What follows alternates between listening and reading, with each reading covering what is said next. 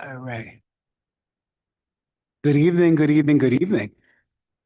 And, and thank you for coming today to this public hearing for the Mount Vernon Comp Plan. My name is Ed Poteet, and I will be acting City Council President this evening. Before we dive into the meeting, just want to go over some housekeeping items. There are two exits back there. There are bathrooms on this floor and the floor downstairs. And I would humbly ask if you have your phone, if you could please silence it or turn it off so that the speakers can speak without much noise. With that being said, let's start with the Pledge of Allegiance. And if Councilman Caitlin Gleason, if you could lead us off.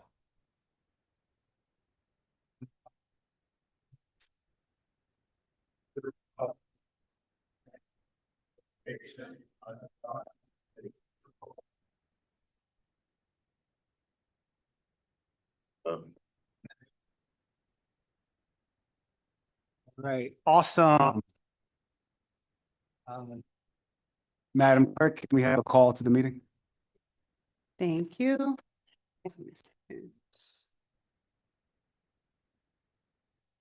Right, City Council public hearing. This is our second one. Right.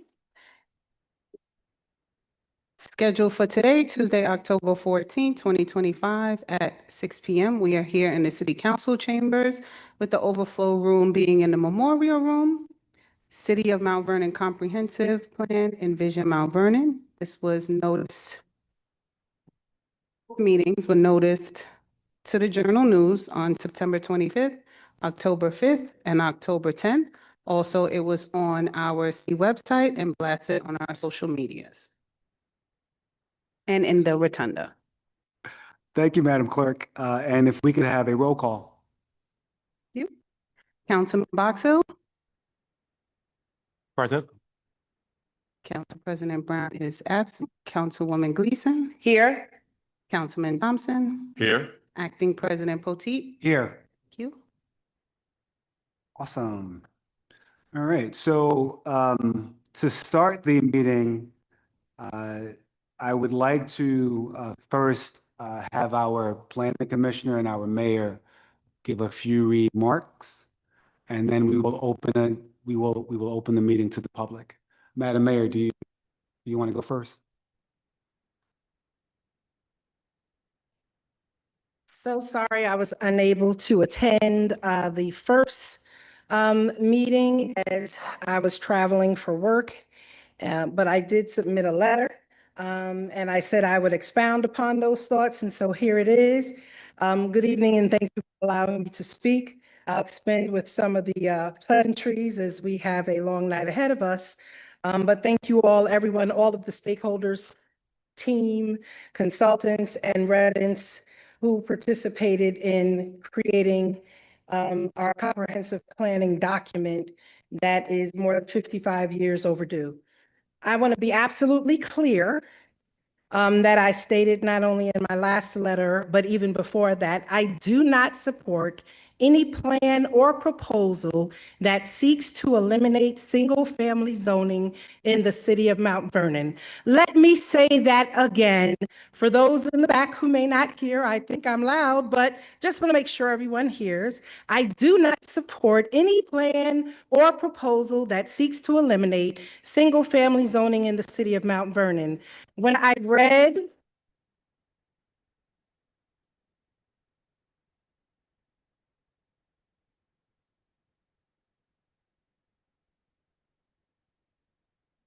So, and as I've spoken to council members, I don't believe that anyone on the council has supported the elimination of single-family zoning in the city of Mount Vernon. One of my criticisms and my concerns is exactly what we saw happen, that the language that was put in the draft plan, which I think it's important to say draft, was too vague. and led for the opportunity for thoughts to run wild, which I knew they would. Being born and raised here in Mount Vernon, the one thing that I do is understand this community, and vagueness is not something that you do when you're talking about people's neighborhoods. Single-family homes and single-family neighborhoods are part of the fabric and the identity of this city. They represent stability, generational wealth, and the pride that defines who we are. Our goal is balanced growth, growth that protects what makes Mount Vernon unique while creating opportunities for residents and businesses. Unfortunately, there's been a great deal of misinformation and disinformation, but I want to be clear, Envision Mount Vernon is not about displacement or destruction of neighborhoods. It's about responsible development, stronger infrastructure, and a sustainable, inclusive future for our free city. One of the other concerns that I've heard is that we have bad infrastructure. Let me be clear again. Over the past few years, Mount Vernon has made unprecedented infrastructure investments, and we will continue to do so over the next 3 to 5 years, positioning Mount Vernon to have some of the most modern and resilient infrastructure in Westchester County. Through our partnership with Con Edison, we have already been seeing widespread replacement of low pressure delivery gas system to a high pressure delivery gas system. We've hardened our electrical grid, creating smaller grid loops, reducing the number of customers affected during outages. We've seen transformer replacements that increases reliability, and we also have seen some of our electrical lines put underground. Also, will be only the third community in the state of New York, if approved, to have a geothermal energy district, one which is cheaper as well as much healthier for our environment, and will be at the forefront of clean, renewable energy innovation. There's something to be said about having bad infrastructure. You get to rebuild it, and that is exactly what we have been doing. We're also transforming our underground systems. For decades, our sewer infrastructure was ignored, leading to chronic flooding and environmental hazards. Today, we're replacing old vitrified clay pipes, relining and repairing sewer lines, and modernizing our sanitary and our stormwater systems, supported by an unprecedented $170 million investment from New York State. It will take a while for us to spend that money, and we have only just begun. And in just 6 years, Mount Vernon has replaced 6 bridges, 6 bridges going over the Metro North line. These bridges were in place since the 1880s. And for the first time in 37 years, all bridges over the Metro North are open. And by the end of the first quarter of 2026, the design build plans for 3rd Street and Fulton Avenue overpasses will be complete, ensuring safer and more reliable connections across our city. We've modernized our city fleet with new fire, DPW, EMS, and police vehicles, improving response time, safety, and service reliability for residents. Some of the trucks are just going online for DPW. We're also investing in green spaces and parks, ensuring that we build our city's physical infrastructure, and also enhancing natural and recreational infrastructure and resources. Housing being one of our most critical elements. I want to be clear that we are building workforce housing, which means housing for teachers, firemen, police people who are working. And we are also building market rate housing. I am not in favor of continued low-income housing. There is a difference between low-income housing and workforce housing. Low-income housing is public housing that we have built far too much of in Mount Vernon. We have to have a diversity of housing so that we could also continue to keep, like my daughter had to move to New York City because there was no housing. She's college educated, but there was no place for her to live. And we are losing too much of our working class and middle class from Mount Vernon to other communities.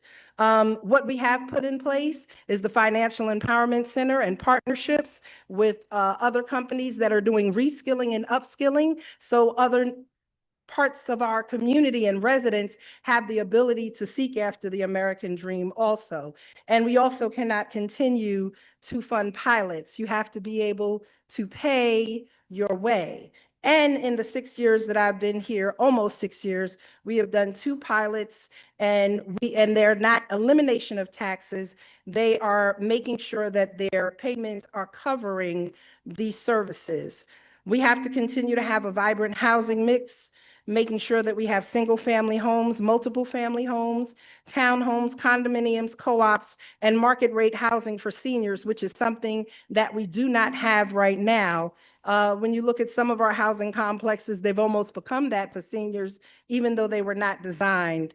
And let me make it very, very clear, I do not support accessory dwelling units, or also known as ADUs.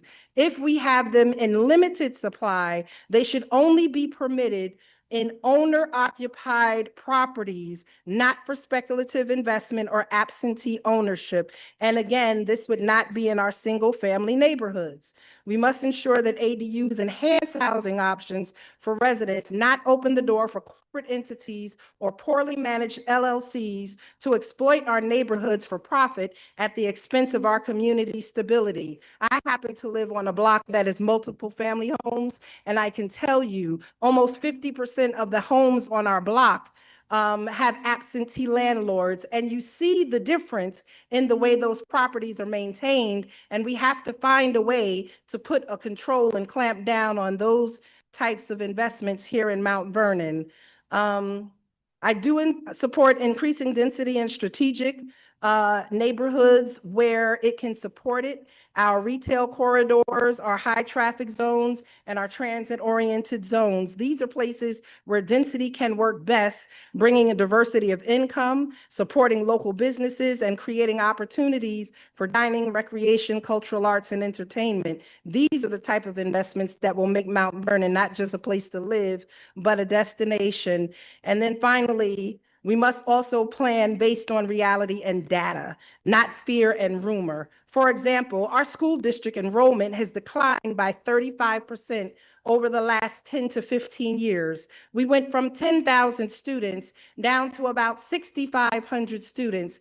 Be clear, that is not because all of those families have decided to educate their children in charter schools or in private schools outside the city of Mount Vernon. All across the country, we are seeing a reduction in the number of children people are having in their families. Birthing rates are decreasing across our country, especially in millennials and Gen X generations. I mean, not Gen X, Gen Z, I'm Gen X, Gen Z generations. And so these are national trends, and we can't ignore them. We have to plan for them in the housing that we build, and understanding that as much as people said, oh, building is going to cause our schools to be overcrowded, our schools are not overcrowded. That's why 3 of them were closed. So the Envision Mount Vernon Comprehensive Plan is about setting a clear, responsible, and forward-thinking direction for the next 25 years, even though we'll update it every 5 to 10 years as necessary. It builds on our city's strength, addresses decades of deferred maintenance, and positions Mount Vernon for growth that is equitable, sustainable, intentional, but most importantly, responsible. Thank you very much.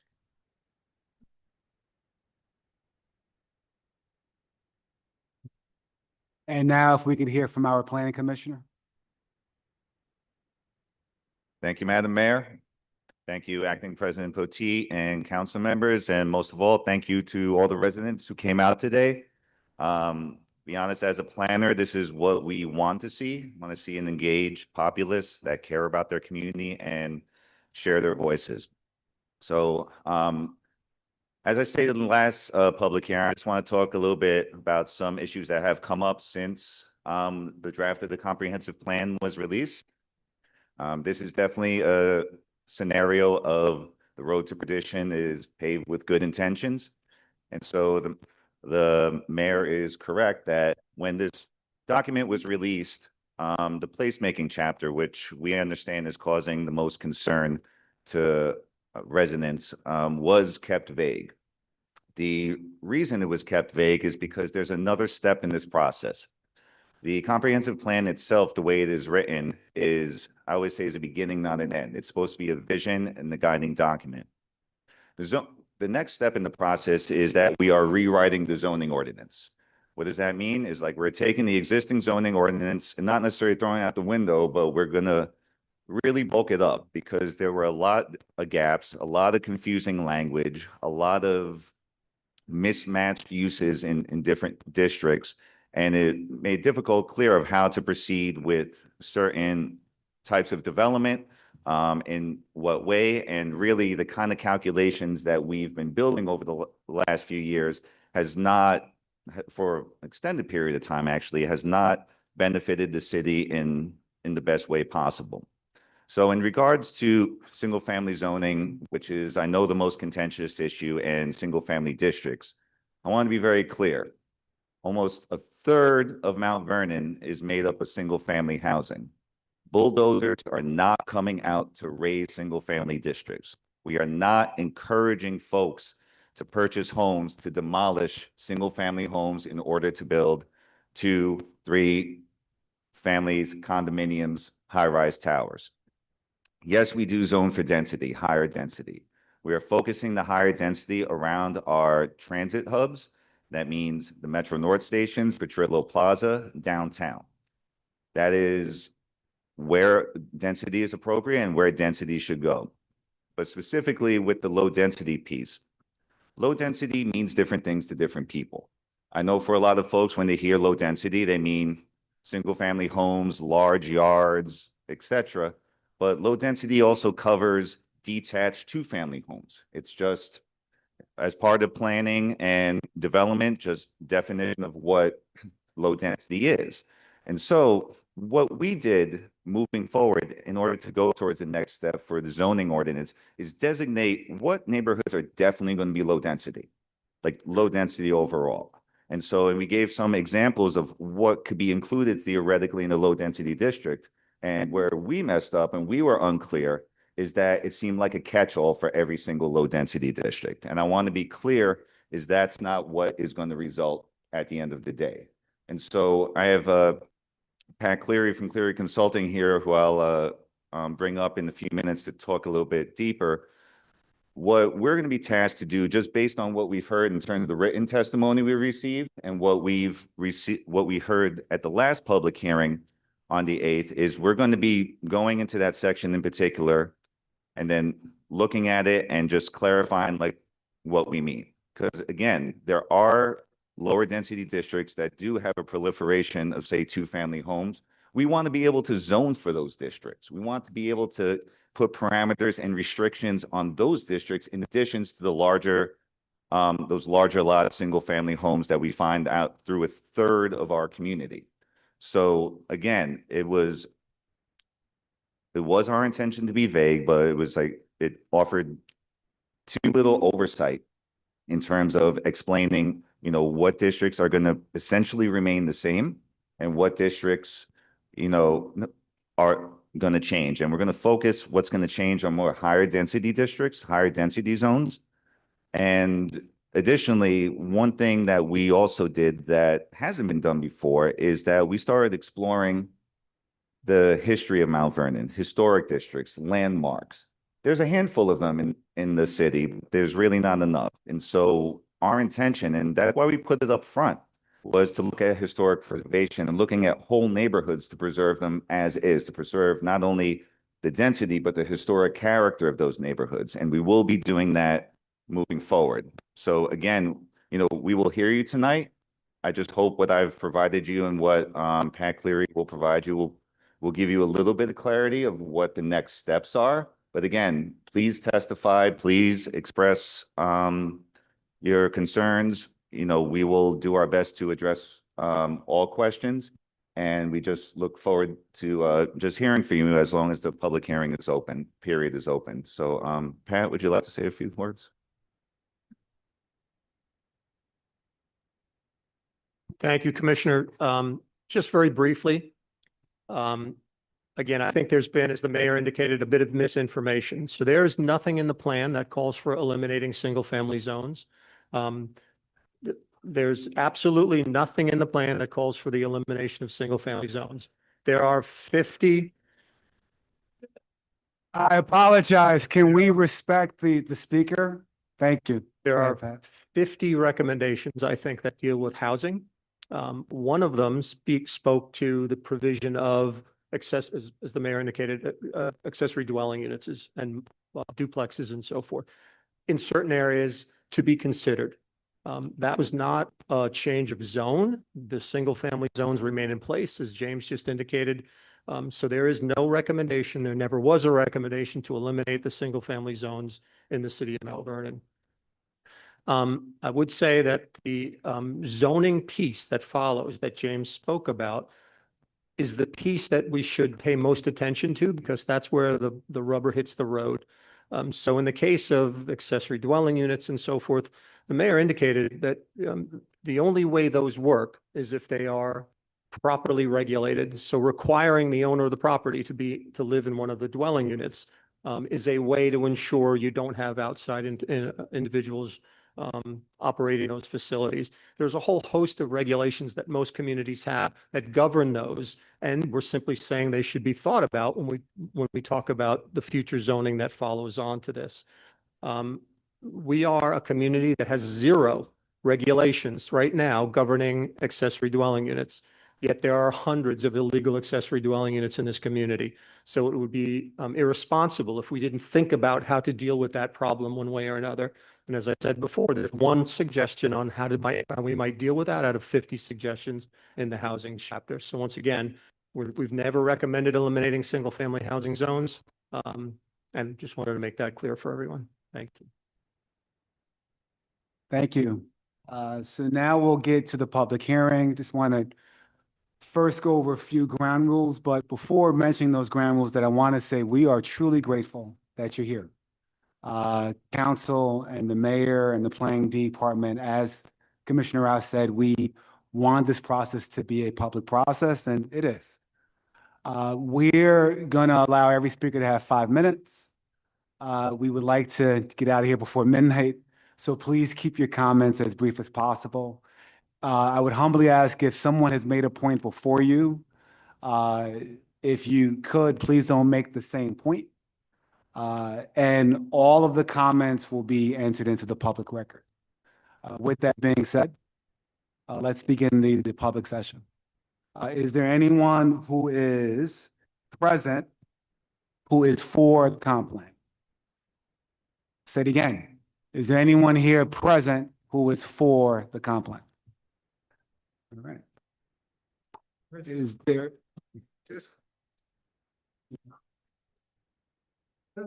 One comment.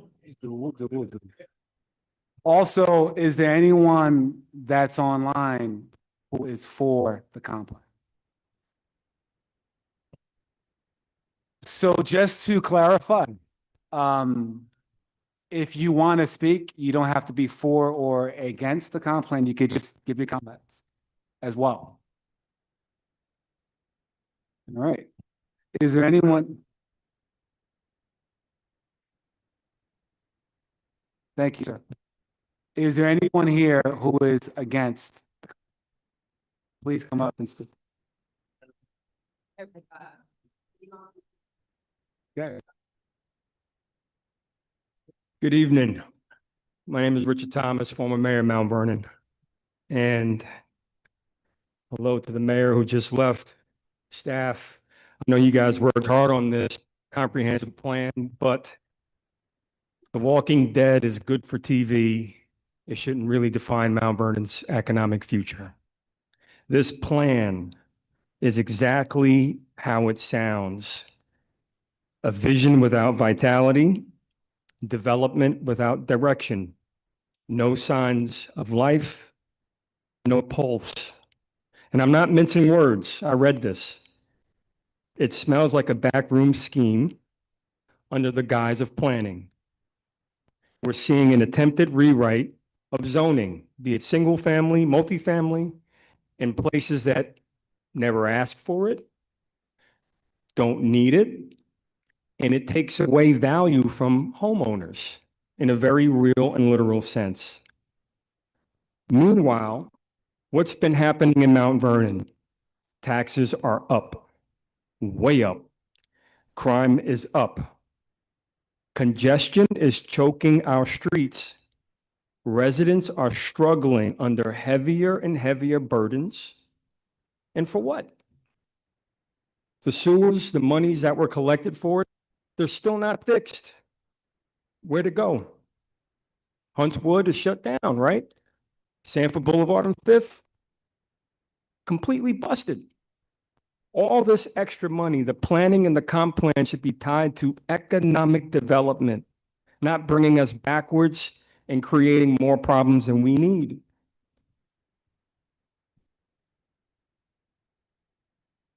And when I was mayor, we didn't have these platitudes. We had an economic plan, a vision for a ferry from Mount Vernon, go to Shea Stadium, LGA. That's economic development. That brings people to our community to help contribute to our community. There were businesses open on Gramerton. Where are they now?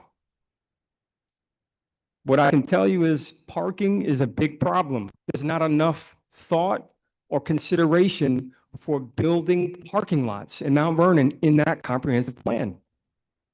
So here's the demand to the city council. Revise the comprehensive plan. Eliminate and explicitly prohibit the planning department or anybody writing this plan from meddling with or changing the zoning code here. Just stop them in their tracks. Because it does not make sense to have multifamily homes in a single family home neighborhood. It doesn't fit, it doesn't work, and it never will. In the future, I'll submit some written comments, but this plan as it stands today resembles The Walking Dead, and I hope that we let that zombie just go back to the graveyard. Thank you.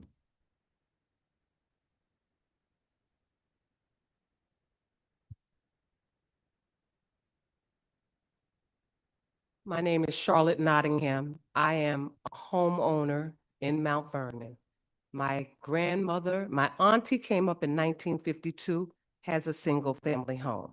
My grandmother came up in 1954, bought a 3-family home, right up the block from each other. There I live on Franklin Avenue, right up the block from the railroad station. And they talk about low density. I have a single family home and a multifamily home a block apart. I can look out of my single family home window and see my multifamily home. There's an empty lot that's been empty now. The house burnt down in 2018. It is still empty. Somebody has dumped rubble on that lot. It's disgusting. This is 2025. So that means 7 years that lot has been empty. So when you talk about building, that's the first place that comes to my mind. You're going to build something there that I'm not going to be able to see my other house. It's going to be so monstrosity that it's not going to work. You talk about zoning. I have a single family and a multifamily within a block of each other. They talked about putting 5 houses on that lot at one point. That's going to be what? Unbelievable. There was a single family mansion there. It's a nice sized lot, probably a little over a half an acre or more. It's a huge lot. I can't see how they was going to put 5 single family homes there. I can't see how you could put more than 2, possibly 3. If you're going to put a home there, I would not put a townhome. I would keep the neighborhood in the same vein that it's in. Maybe a 2-family home or 3-family home, but not some huge home, not a townhome. Those don't fit in our neighborhood. We have some, they took another property on the corner of Fulton and Adams and Washington. They took that whole property and made it townhomes. Teeny weeny townhomes. I went into them. I'm like, oh, this is not going to work. The rooms are small. We're used to larger size rooms. It doesn't work. I can't see putting anything other than maybe 2 or 3 homes on that vacant lot. I would like to see something there because right now it's an eyesore. I would like to see something built there, but not any kind of apartment building or some kind of townhome on that corner. I don't want to see that. I am right up the block from Metro North Mount Vernon East Station. I can walk there in 2 minutes. I don't know what you're going to do, but I don't want anything huge on that spot.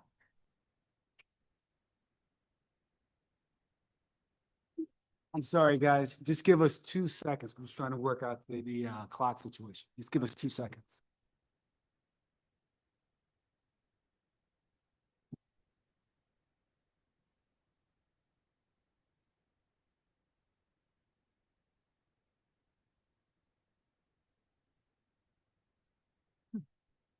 All right, our clock is back working. Thank you. Okay. Eileen Justino, I live at 47 Clinton Street. Just going to talk about the planning document and as it relates to the Is city. your speaker on? Is the speaker on? Okay. Yes. The draft comprehensive plan raises numerous unanswered questions and contains several questionable proposals that do not reflect the input of residents. Mount Vernon is already the most densely populated city in Westchester County and the second most densely populated in New York State. Despite this, the city's financial situation remains dire. Taxes continue to rise well above the 2% cap, while businesses close and industries locate elsewhere. Several newly approved developments focus primarily on affordable housing, which may further erode the city's tax base. Residents who participated in the planning sessions expressed clear opposition to additional high-rise construction, instead favoring lower building heights and adequate parking. Yet the draft plan contradicts these concerns by proposing taller buildings and reducing parking requirements. If more residents move into an already overcrowded city with shrinking tax base and few initiatives to attract new businesses or revenue sources, how will Mount Vernon sustain itself? With the aging infrastructure and limited resources, can the city realistically support an influx of new residents? Or will the taxpayers continue to face steep increases each year with little visible improvement in return? The community has been consistent and clear. Mount Vernon is already too dense with too many high-rise developments. Residents oppose the addition of ADUs and multifamily dwellings, and they have called on city officials to address the growing burden of tax-exempt pilot agreements that further strain city finances. If the city plans to increase its population, how will it fund the expanded services needed to support more residents, especially given the city's deteriorating infrastructure? Mount Vernon's failing water and sewage are already a major concern. Increasing density through more high-rise construction will worsen these issues. Further, if these developments are built and given pilot programs, the limited tax revenue will make it even harder to finance necessary maintenance and repairs. In Mount Vernon West, the plan promotes park once and walk, implying that shops and services will be within easy walking distance. However, this assumption does not reflect the current conditions and doesn't seem practical or enforceable. The continued closure of local stores also raises serious doubts about the plan's proposal to add mixed-use buildings. How will these commercial spaces be filled when existing mixed-use properties already still have vacancies? For example, Gramerton Avenue near Hartley Park, there's vacancies, a dollar store and a doctor's office. On Broad Street, several storefronts there. There's a dentist office and a School of Rock, but also empty storefronts. Empty storefronts mean low tax revenue and deepening city financial deficit. Vacant storefronts stretch from Fleetwood down Gramerton Avenue to 4th Street. What is the city doing to attract new businesses and retain existing ones? The comprehensive plan does not define any clear strategy for business attraction or retention. Mount Vernon was once known as the city of homes, yet the comprehensive plan appears to undermine this legacy by proposing the elimination of single-family zoning. Homeownership has long been a cornerstone of community stability and a symbol of success. When and how was this discussed with residents during the planning process? Single-family homes exist in every corner of Mount Vernon. Eliminating that zoning would destroy the heart of the community and lead to disarray. Converting single-family homes into multifamily dwellings or permitting ADUs will accelerate neighborhood decline and create a patchwork of incompatible housing types. This is not thoughtful planning. It is the dismantling, which is the very foundation of Mount Vernon's identity. In Mount Vernon East, the proposed parking requirements for new developments are unrealistic. While some commuters in the TOD zones may not own cars, most households rely on at least one vehicle. The train is convenient for accessing work, but other activities require driving. Allowing only a 0.6 space per unit will worsen the congestion. Where are the studies to substantiate this? The city should also prioritize urban renewal in blighted areas to improve Mount Vernon's appearance and quality of life. The urban renewal will focus on attracting new businesses and revitalizing neighborhoods. Elaine, could you Okay. please wrap up? I'll wrap it up. I'll give this to you so you have it. But in summary, the committee calls for a revised comprehensive plan so that it could address the other issues. I'll skip that part. These hearings must remain open so that the planning department and consultants can make the necessary changes that result in the comprehensive plan that benefits all stakeholders. Thank you.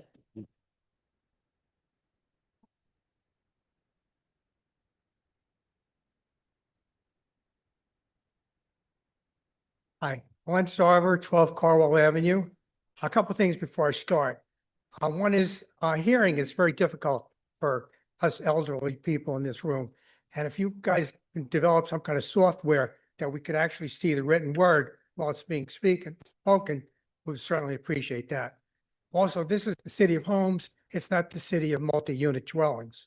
And one family homes create neighborhoods with interest on their blocks, city politics, schools. Multifamily dwellings are detrimental to neighborhood interest.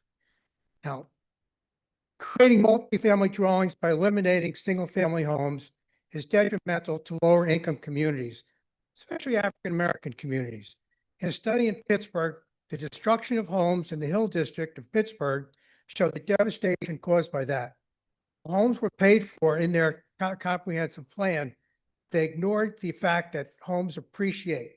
And this is a manner that families can attain wealth. So when you take that single family dwelling away, then you're actually hurting those families. Also, single family does improve the wealth of the homeowners, and they have the most valuable asset. And what about churches, schools, business, neighborhood associations, and civic groups negatively impacted? All these are part of a problem of uprooting the lives of many people whose homes you wish to destroy by selling out to developers. Before the comprehensive plan, the last one in the 60s, I'll let you know that Mount Vernon had 6 automobile dealerships, a highly successful school system, 3 movie theaters, beautiful Art Deco buildings, 5 synagogues, a skating rink, a successful and highly prized downtown shopping area, a wonderful hospital, quality restaurants, and a lot of other good stuff. Please don't do this, what they did to us in the 60s. Thank you.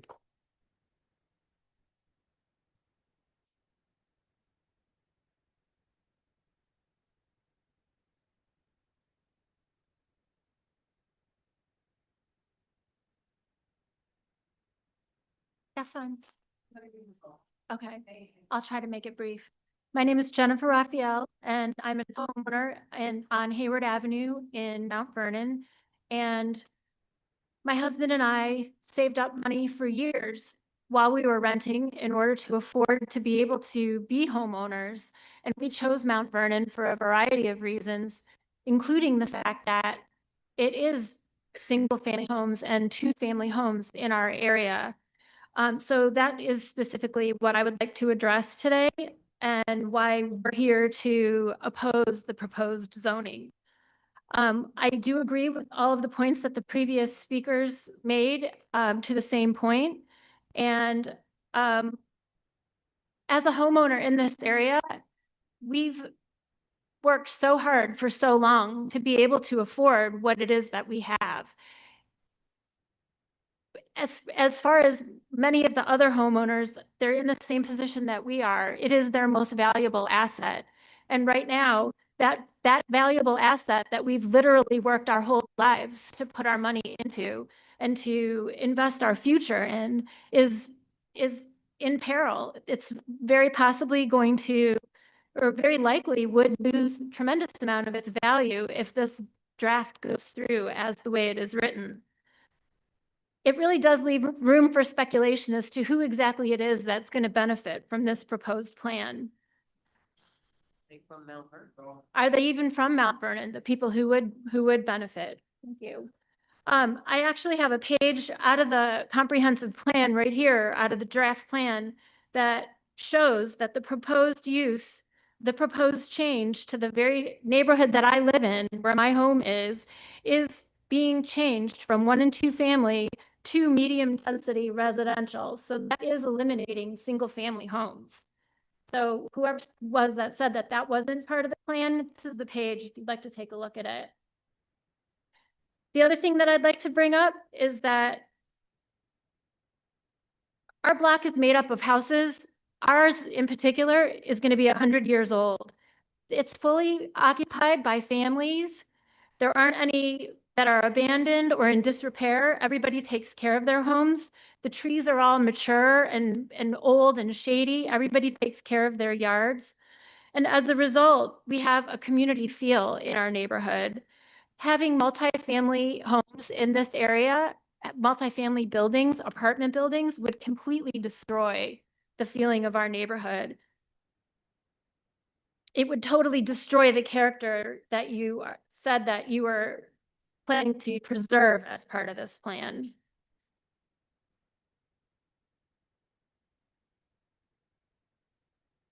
Additionally, the parking situation in our area I cannot overstate how bad the parking already is. The density is so extreme due to the apartment buildings that were built almost 100 years ago that were not meant to accommodate all the cars that we have. On the very street that I live on, I frequently come home and my driveway is blocked and I cannot even pull my own car into my own driveway. I have to call the police. I have to wait for them to actually show up, and then they have to call a tow truck and hopefully tow the car so that I can park in my own driveway. When people come to visit me, they can't even park on my block. It's already all full of cars. Having additional multifamily dwellings in this area would totally destroy what's left of the character of this neighborhood. There are plenty of other areas that are economically disadvantaged. We've got a whole area right on Gramerton Avenue. There's a whole block of businesses that are completely shut down. Some of them have been shut down for years. Why isn't that being considered instead of where we have our single family homes and we have families that are living happily and taking care of our homes?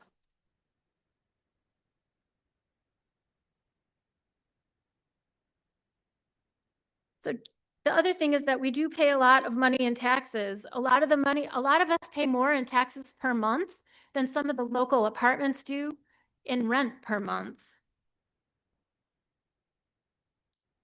So I just want to reiterate, we're just here to save our neighborhood, and we strongly oppose any zoning that eliminates 1 and 2 family neighborhoods. Thank you.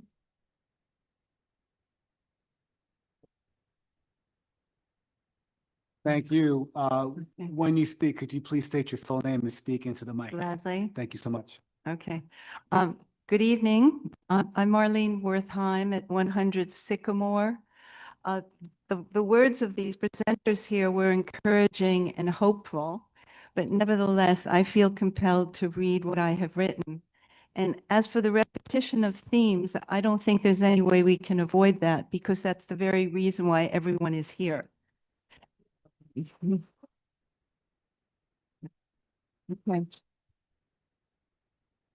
It's been disturbing during these past years to be witnessing the ongoing dismantling of what has defined the uniqueness of Mount Vernon. As I see it, The intent of this $600,000 comprehensive plan is to merely give legal justification to this destructive process. Under the smokescreen of offering the city a quote-unquote opportunity to contribute to a progressive future, the administration has continued its commitment to their supporting developers who offer outsized low-income structures, are given generous financial subsidies, depriving the city of needed tax funds with little meaningful lucrative business to compensate for these losses aside from cannabis dispensaries, and adding to an already overburdened, ailing infrastructure with increased traffic and significant human density. And now the plan is focusing the distorted vision on our old stately homes and landscapes in the residential areas. No one can deny that there is a need for affordable housing and that there is some inequality here. But if meaningful development is to occur, it cannot happen with this current government structure and the same old people in charge who exclude the wealth of good education, intelligence, skill, and resourcefulness that could fertilize these efforts, such as those others who served on the so-called advisory committee, and those who, on relatively short notice, read the 425 pages and are presenting today, or by other means, their well-studied, thoughtful comments. The value of community meetings and the mention of the advisory group, they look good on paper. But under the microscope, this value is barely visible to the discerning eyes of those who truly could offer promise to this city. In conclusion, I believe with great regret that we unfortunately are losing the chance to remove the inevitable tarnishing of our jewel of Westchester. Thank you. Thank you.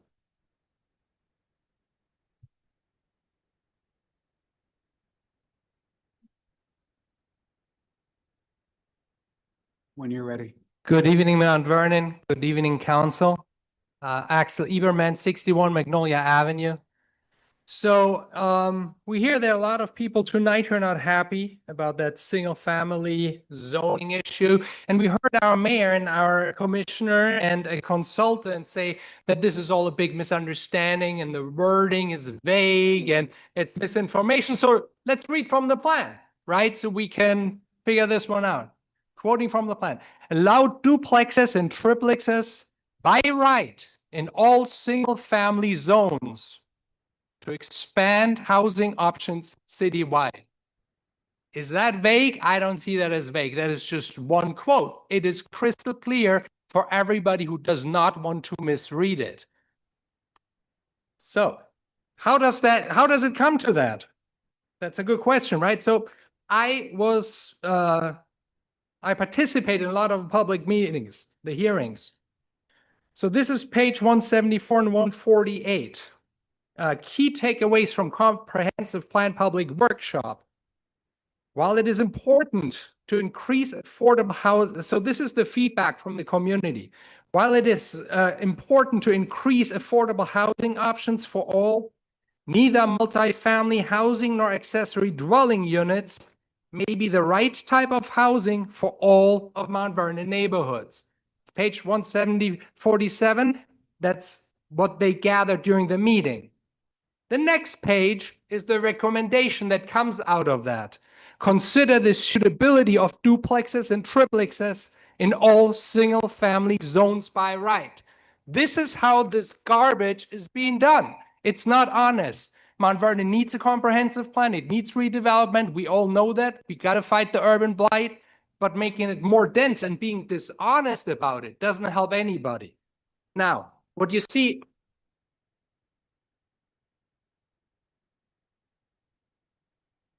what runs like a line through the entire comprehensive plan is increased density. If increased density per se would be the solution to Mount Vernon's problems, we would be living in heaven. We're the second densest community in New York State after New York City. We don't want to live in the Bronx. We don't want to live in the Bronx. And if you're talking about density, this is the map from the plan again. Everything that is red is dense. Does this look like something that is not dense to you, needs even more density? Thank you. I appreciate it. I leave it here for you.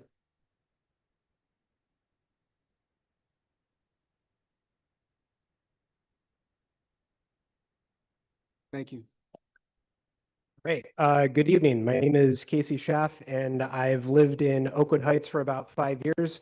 Like my neighbors who've spoke before me, my wife and I worked very hard to save our money for our home. We love our neighborhood, its character, its people, the sense of stability that it gives. But lately, we've begun to feel vulnerable. What's supposed to be our largest investment, our home, now feels at risk, not from neglect, but now from uncertainty. As we've listened tonight, one thing is clear: language matters. The mayor has said there is no plan to eliminate single-family homes, and I appreciate that assurance, but the comprehensive plan doesn't state it. It uses terms like future use land classifications, diverse housing types, and by right development without defining what they actually allow. This vagueness creates what economists term a perverse incentive. It rewards speculation, not stability. It invites both large developers and local speculators to exploit unclear rules for profit, while homeowners are left with higher taxes, rising costs, and aging infrastructure. So for the record tonight, I'm explicitly asking, does this plan now or in the future implementation create any by right easement change that could alter existing single-family districts? That answer should be clearly stated and in writing. I also appreciate the progress the mayor mentioned around transformers, electrical upgrades, but Mount Vernon's finances remain fragile. Without funding for sewers, roads, and other infrastructure, we risk promising more than the city can pay for. Before adoption, I ask 3 things: a written clarification on by right impacts, a fiscal impact of pilots and incentives in future developments, and a 5-year infrastructure planning, funding plan. Thank you. Thank you. Yeah, hello, my name is Gabriel Thompson, and I live on Rayner Avenue in Mount Vernon for the last 5 years. And just, my father was born in Astoria, Queens, and he always had a saying, "Don't piss on me and tell me it's raining." And the mayor's letter to this council to adopt this plan, it is only a draft because they have not closed the hearing and voted to adopt it, then it is no longer a draft. Her words, and I quote, "On behalf of the Department of Planning and Community Development, I am pleased to submit the draft of the Mount Vernon Comprehensive Plan, Envision Mount Vernon, for your formal consideration and adoption."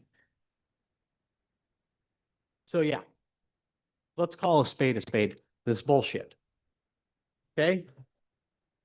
The only reason you're backing down is because the people who pay your salaries that you give yourself 50% increases for, that you give $600,000 of fees to consultants who evidently sloppily draft a plan over the course of 3 years, resign.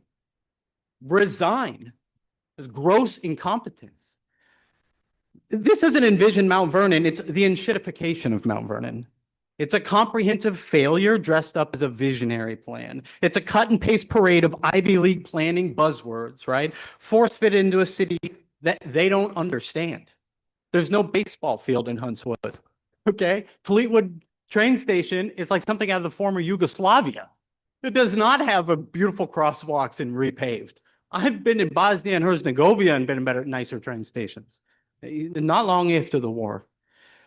So it says legalize small scale multifamily housing to create mixed income neighborhoods. We live in mixed income neighborhoods. I have a taxi driver, an African taxi driver, a Jamaican couple who work in IT, Puerto Ricans and Dominican who work in IT. We live in a mixed neighborhood.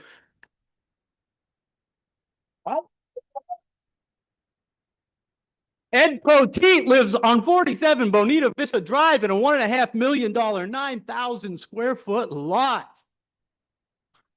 Yeah, he said he lived in Fleetwood at the last meeting. That's not Fleetwood, it's Pasadena, which it says, let's preserve all housing zoning controls in this district, not in any other district. That's convenient. He's also, I think, a low-income housing developer.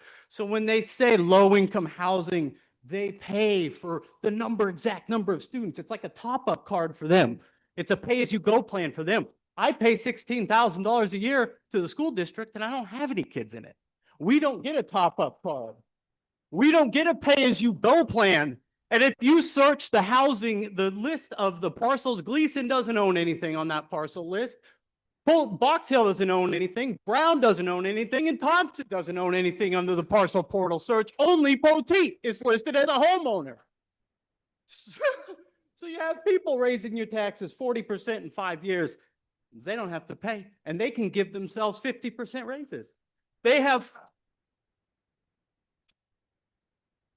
Can anybody here vote themselves a 50% pay raise? Can anybody here get up here and with a straight face try to say this is a draft? Okay? It's a draft because it's not adopted. This, I had a lot of other things I planned to say, but what's amazing is that the truth is that this is just private equity's wet dream.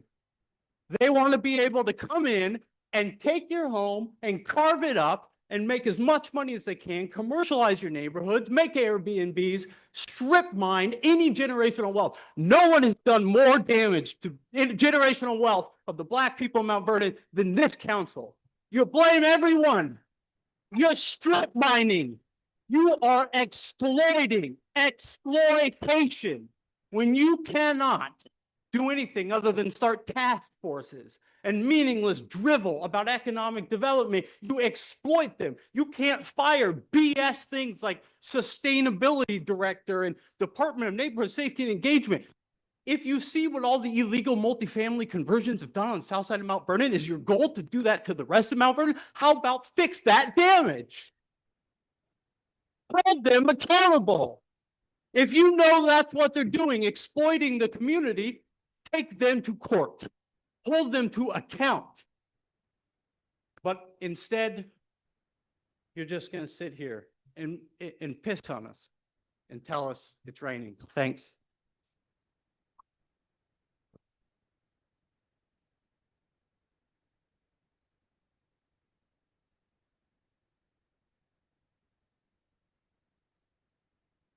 Yeah, I gotta come from behind him. Bill Schwartz, former candidate for city council. Everything's been said here. It's the truth. Bootleg, $600,000 after 3 years for a vague draft. The mayor, I don't want this. Just as you gave yourself raises, just as long as you gave these developers 30 years taxes, put the stuff in the garbage. Burn it. Because it's no good. It wasn't good to raise our taxes. It wasn't good to give these guys 30 years tax-free money. You think this is a good idea? And for you to present this, it's embarrassing. This is what's wrong with Mount Vernon. Hiring people like you. It's a disaster here. Good evening. Good evening. Bill, Mr. Schwartz, Mr. Please Schwartz. direct your comments to council. Thank Thank you you. so much. Did he make the end? I How know. much of this rise up money is behind? Mr. this? Schwartz, Mr. Could Schwartz. you How please much- direct your- Mr. Schwartz, Yeah. can I just ask you a question? Yeah. One thing I'd like to say, I think that everybody has got the right to come up and say what they want. I'd rather have it as constructive opposition. If we How could do is it that, constructive, Kat? because here, we don't normally talk back. We I kind know, I of get it. just listen. Okay, that's what we're here for. And I think that I just want to make sure that everybody understands. A hearing is exactly that. It's to hear what the public wants us to do. We hear you, and we can hear you at a volume high or a volume low. The message still comes across You the didn't same. hear us when we said you don't get 40% raises. You didn't hear us when we said it shouldn't be another 30 years tax-free developers. You guys got this Rise Up Mount Vernon behind you. Are they behind this? Are they backing this as well? So please, save it with the, let's talk nice here because we've been getting shafted for way too long. to talk nice.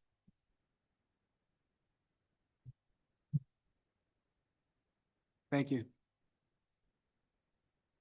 Lot of emotion in here today. My name is Moise Morales. I'm a lifetime New Yorker. I'm new to Mount Vernon, just moved here this year. I am from the city where I've already seen this type of stuff happen over and over again, gentrification, et cetera, et cetera. What I want to say though is that I'm in real estate. I've been in real estate over a decade. None of my clients want to move to Mount Vernon. I closed the deal today, Scarsdale last week, Scarsdale next week, White Plains. Nobody wants to move. I always don't want to tell people I live in Mount Vernon because this is what I do for a living and no one wants it. When I tell them Mount Vernon, they tell me school system is shit. By the way, where's the mayor? She came, she read a statement and disappeared. I didn't vote for her because I wasn't here, but I definitely would never vote for someone who couldn't even stay here where we have to say. I don't know anything about any of you guys because, like I said, I'm new to Mount Vernon. But I'm hearing what everybody has to say, and I don't even want to get to know you people. I used to like to know the council people in the cities I do work in. Again, if you ask about me down in the city, everybody knows who I am. And I was hoping to get to know you people, but again, doesn't sound like my type of crowd, right? You can write my name down too. We can have a conversation anytime. But listen, Mount Vernon is the densest city in Westchester, though Yonkers has more than 2 times the residents. How could you decide to make this more dense? You say the mayor said, oh, 3 of our schools closed because we're not having kids. No, they closed because the school system is shit. You know? I don't have kids here. That's why I moved to Mount Vernon. Had I had kids, I wouldn't be here. I don't want to send my kids to these schools. I have 2 degrees, top of my class, 4.0 GPA. I would have never got that if I got educated at Mount Vernon from what I read and what I see.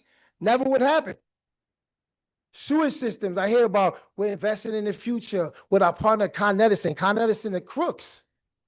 What do you mean? Our partner Con Edison, you get money to make the infrastructure better for the single family zones, and you can't do that, and you think you're gonna be able to do that with multifamily zones with their money?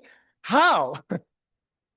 I just went through a storm 2 days ago, and it's my first time in my life where I'm like going to my basement to check in if it's flooding because Mount Vernon has flooding issues.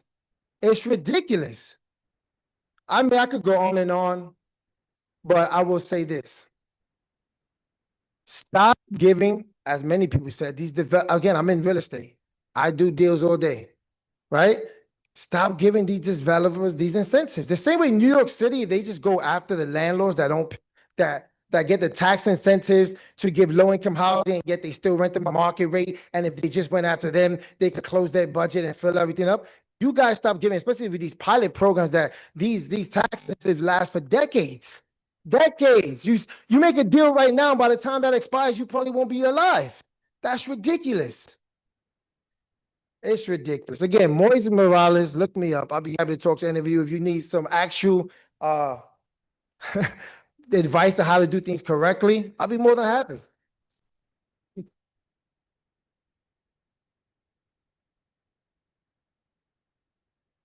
Thank you. Hi, I'm Jim Lansing. I'm a 3rd generation. I'm a current address on Atlas Place in Chelsea Heights. I've lived in the area because we wanted to live in a single family zoned area, not a congested multifamily zone. Yes, we do have few 2-family homes in the area, have been there for a long time, probably before I was born. You have said that the single family zone are not eliminated. But if all of the zones are zoned for single and multifamily, then you are eliminating single family only zones. And over the years, parking on my street and neighboring streets has been increased significantly. Some of the homes in this area do not have driveways, so they have no choice but to park on the street. When adding 2 to 3 family homes, where is the added parking going to be? I asked the committee, do you live in Mount Vernon and own a single family home? If you don't live in Mount Vernon, How are you even able to know what is best for the city of Mount Vernon homeowners? If you do own and live in a single-family home in Mount Vernon, would you want the houses on either side of you either demolished or renovated, and a triplex built or renovated on both sides of you and across the street? How about this micro-sized house? What are these? Are they buildings bought from Amazon? Is it an RV or a trailer? Is it going to be a trailer park or possibly a prefab? Now, when I looked up micro-sized house, is a very small, efficient dwelling, typically under 500 square feet, that includes essential living facilities, kitchen, bathroom, and living area. Each home prioritize maximum functionality in a limited footprint and can be freestanding, mobile, or apartment units, often featuring smart storage and multi-purpose furniture.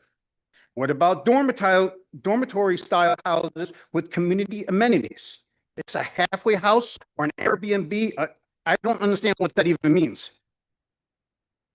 And in chapter 2, you had a natural environment sector addressing the gaps in tree coverage. Who is to maintain these trees? I have a tree in front of my house. Since February, this is just this year, I have called DPW so many times, I lost count, to request a tree in front of my house to be trimmed due to hanging over power lines and close to contacting my home. I even emailed the mayor's office and DPW commissioner, which they responded, and the tree is still not addressed. If DPW is taking 8+ months for this one tree, imagine what X amount more trees we do DPW scheduling. Is adding additional DPW workers in this plan? What about police and fire departments? How are you going to attract more of them when they are already understaffed? This city needs more first responders now, never mind if the population increases. What you are doing is to drive the current single-family homeowners, which burden much of the taxes, out of Mount Vernon. Multi-level residential and mixed-use buildings in this plan, will they be getting significant tax breaks? So homeowners have to add additional burden to their already high taxes.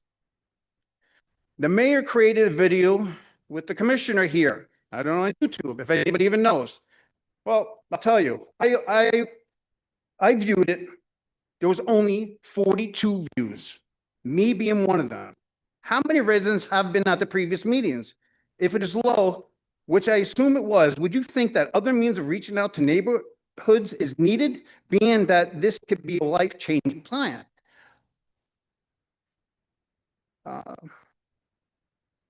And who is your grand plan to make this so-called jewel of Westchester more attractive for?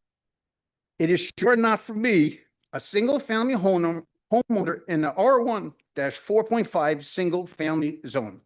Thank you. Thank you. Good evening, everyone. My name is Precious Farrell, 117 South 2nd Avenue, Mount Vernon, New York.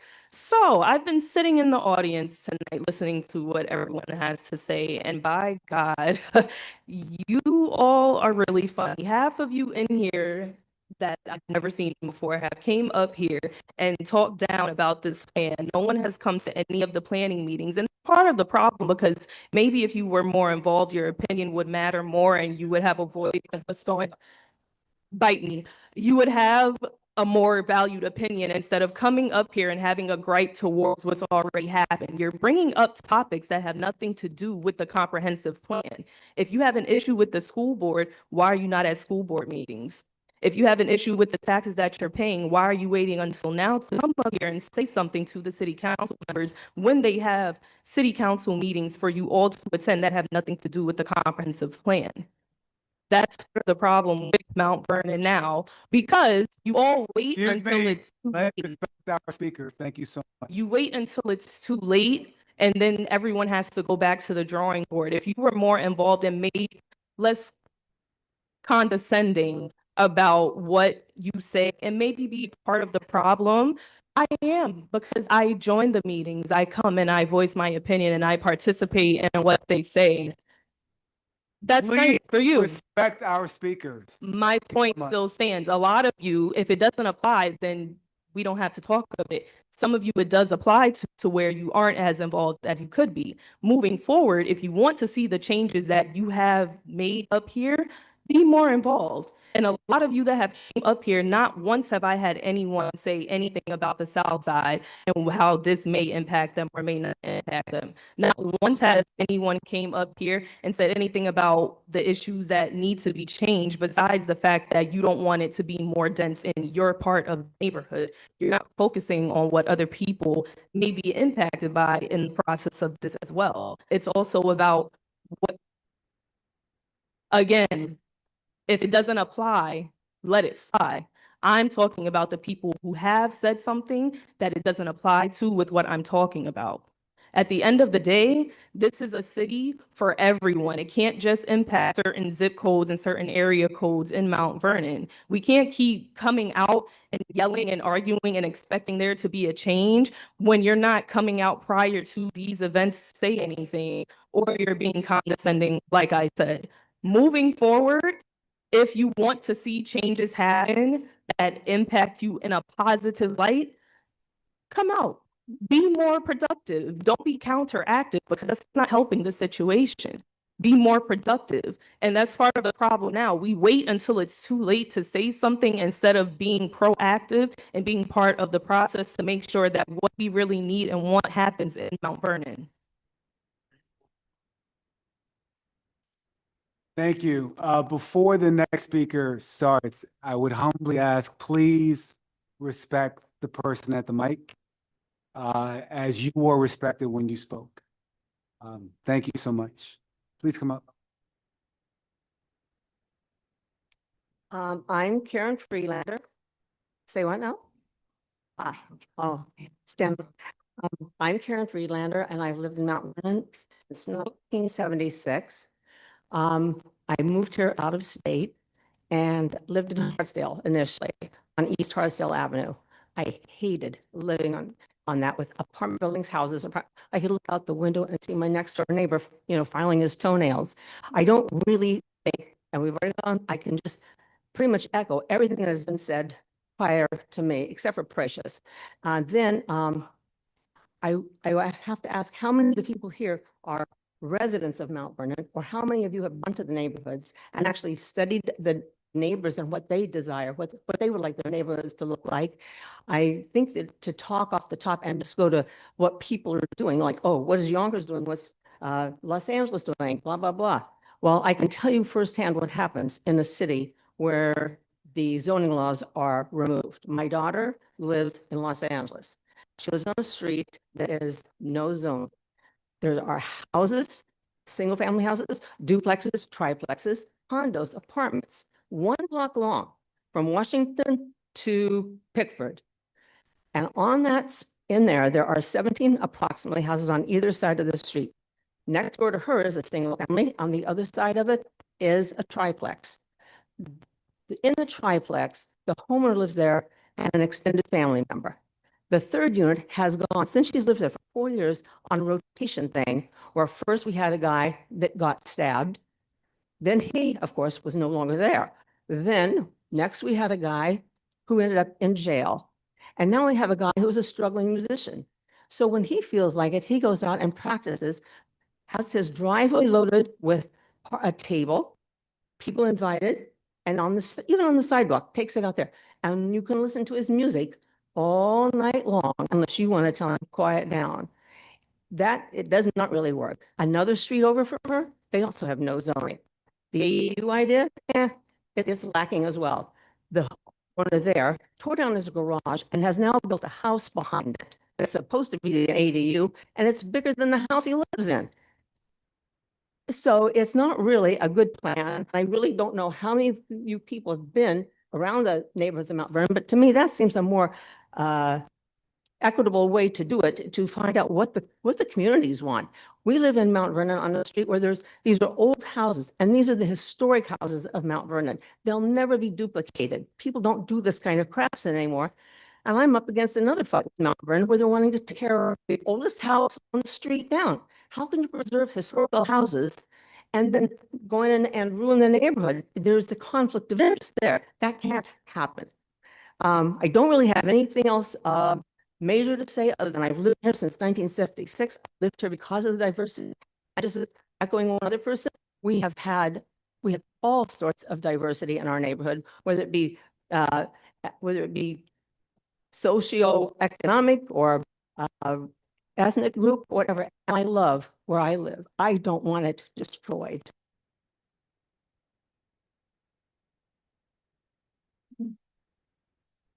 Thank you. Hello, Jonathan Moon from 55 Parkway West. I have lived here for 5 years. I moved here from the city and renovated a home only to be flooded, I don't know, 5 times so far. I've spent 100 grand of my own money. I pay $26,000 in taxes here. My son I can't send him to school here. So we're just paying for other kids to go here.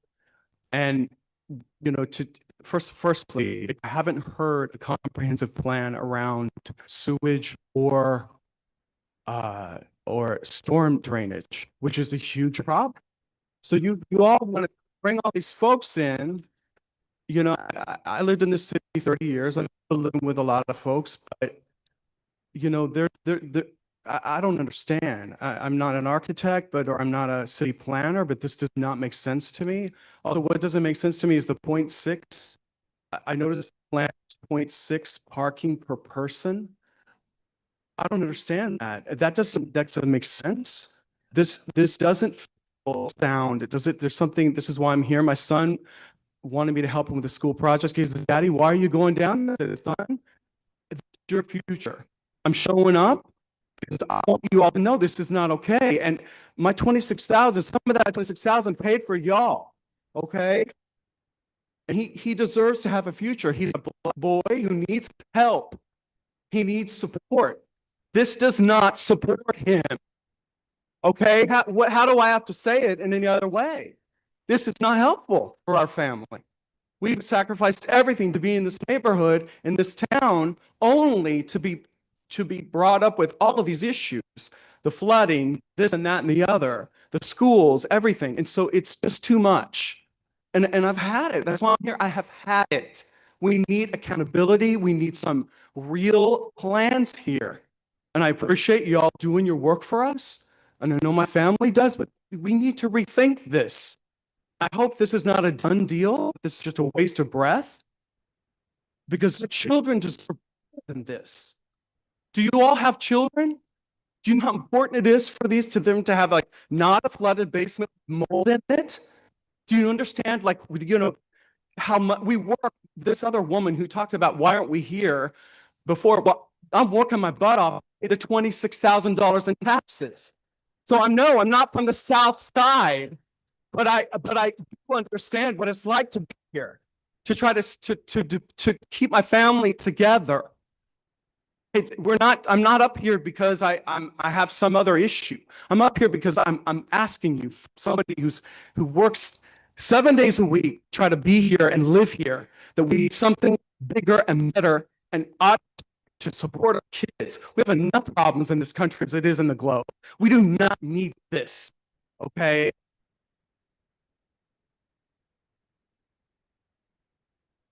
So I'm up here for him. It's not ego. I have nothing to gain because I want him to have a future. And I get very emotional because we're doing everything we can, only to be fraught with one obstacle after the next. And this is the next obstacle. This just got to stop. Okay, we need something real. I'm going to stop there. Thank you.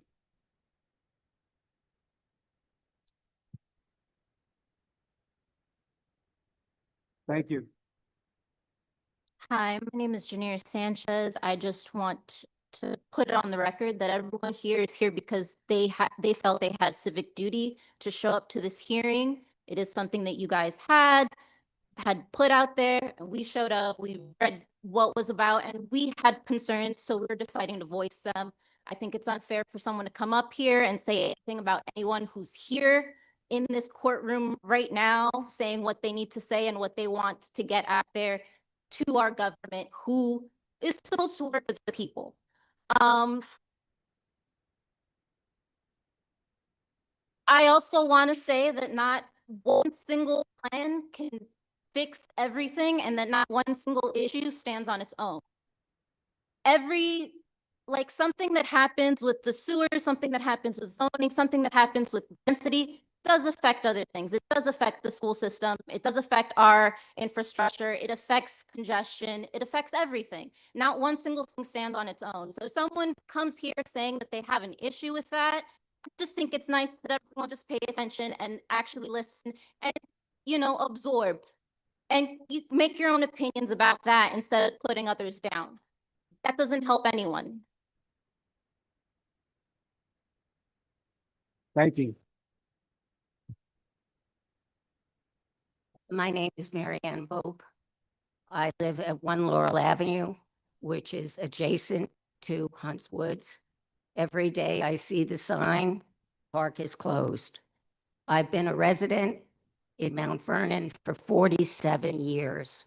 I've been in my home 47 years, and my taxes are higher than 26,000. I'm one person higher than 26,000. I'd like to change the tone a little bit. So before I start comments, I'd like to take the time to thank the council members, all the work, the hundreds of hours that you and your predecessors have spent working on the comprehensive plan. I'm sure there may be some wonderful changes in the body of the plan. I don't know. I haven't read all 400 and something pages. The first, I became aware of the fact that the single family status was at issue was by an email on October 11th. So I've had 2 days to put together some sort of speech. At any rate, I'm sure there may be some good points, but the single family zoning change is not one of them. When a homeowner wants to make alterations and needs a variance for any reason and must follow the existing regulations, the process can be daunting. Multiple sets of plans, reviews by the zoning board and planning board, depending on the application, notices to neighbors within 500 feet of the project, posted signs at the site, noticing residents of the request for a variance. It's a marathon, but a process that ensures stability and safety for homeowners and for adjacent homeowners, for homeowners throughout the city. It helps to ensure property values, allowing duplexes and triplexes by right bypasses many of those protections that each neighbor has.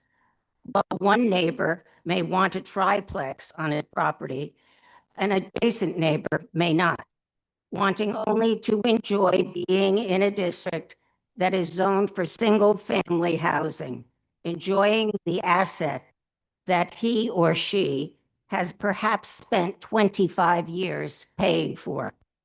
This change in zoning will decrease property values in Mount Vernon and adjacent neighboring towns. If this change passes, the city of Mount Vernon will not be known as the city of homes or the city of trees. It could be coined the Wild West, where anything goes in real estate.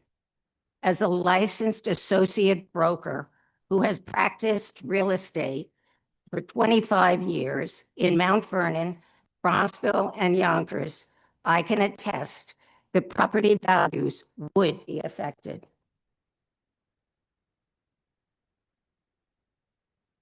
Sorry. Let's take a look at the plan, specifically the language. The plan states, eliminate exclusionary zoning and legalize small-scale multifamily housing, supporting the creation of mixed-income neighborhoods with a diverse range of affordable housing options. Obviously, this sentence was carefully crafted. Let's take a look at the wording. Exclusionary. No one is excluded from anything in Mount Vernon. There are zoning districts that meet the needs for all people, single family, multifamily, etc. What is small scale multifamily housing? Please clarify, how many units is this? It's sort of vague, or maybe I just am unaware of it. What are the income ranges for the mixed income neighborhoods? How do you expect to achieve that? Specifically, what is the diverse range of affordable housing options? What are these ranges? Contractors frequently represent that they are building affordable housing. However, when the project is completed, most units wind up being priced at market or above. Let's look at by right. Specifically, what does this mean? Is there an application approval process? Good Are evening. there- Can you please wrap up your comments? Thank you Yes, so I much. will. I do have a series of questions. And perhaps, since I have been a taxpayer for 47 years, you might spare me the extra time.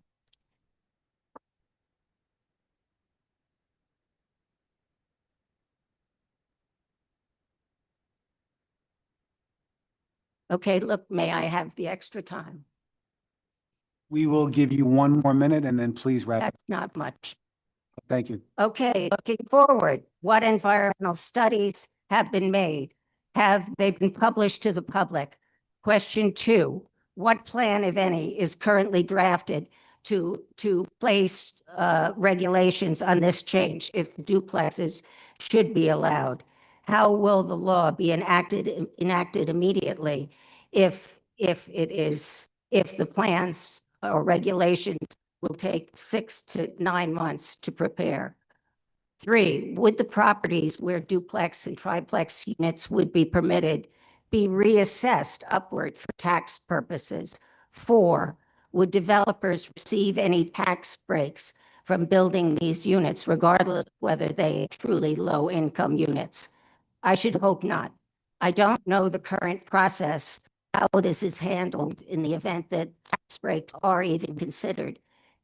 There should be some transparency to residents before a tax break is established, not to find out that a property is out of tax rolls before, is off the tax rolls before, for multiple years after the fact. 5, this is an important one. Why does this city council feel that it is qualified to make such a broad sweeping change in zoning law? Realize that the next city council vote or the one after that may elect a significantly different group of 2 or 3 or 5 the total unit, with different opinions or biases in single-family zoning than the current council.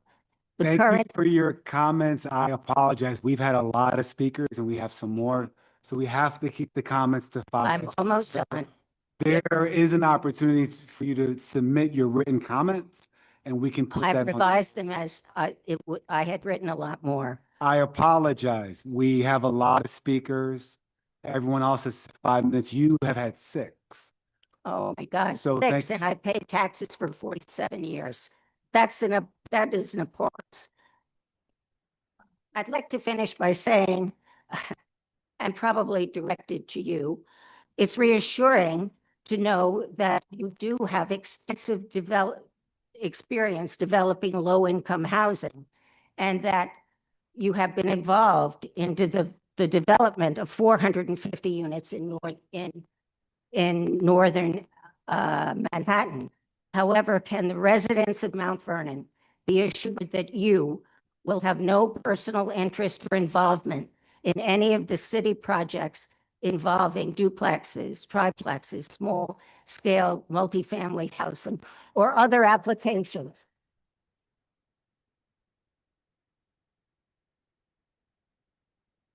That would include any involvement with any person, associate, partnership, corporation, or entity whatsoever seeking to build under the new law if enacted. Lastly, I would request that the city council keep public hearing open, not only for written comments, but also to schedule other public meetings. In the meantime, I also request that the city publish in the local papers the details of the change in single-family zoning proposed, so that residents are not blindsided by the proposal as I was. Thank you.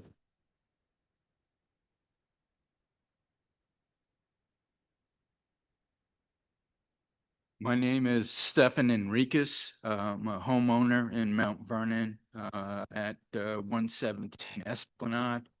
And since the city of Mount Vernon hasn't released audited financial statements in years, and since you do not have a credit rating that enables you to borrow money without going through the state, and since the only reason you have the money to do the sewer work is because the state of New York granted you the $100 million to do it, how is it that you're able to enact a comprehensive plan that clearly is going to require you to spend money that you will have to either raise by taxes or acquire by borrowing? How can you adopt a plan that the city doesn't have money to implement when the population increases? Thank you.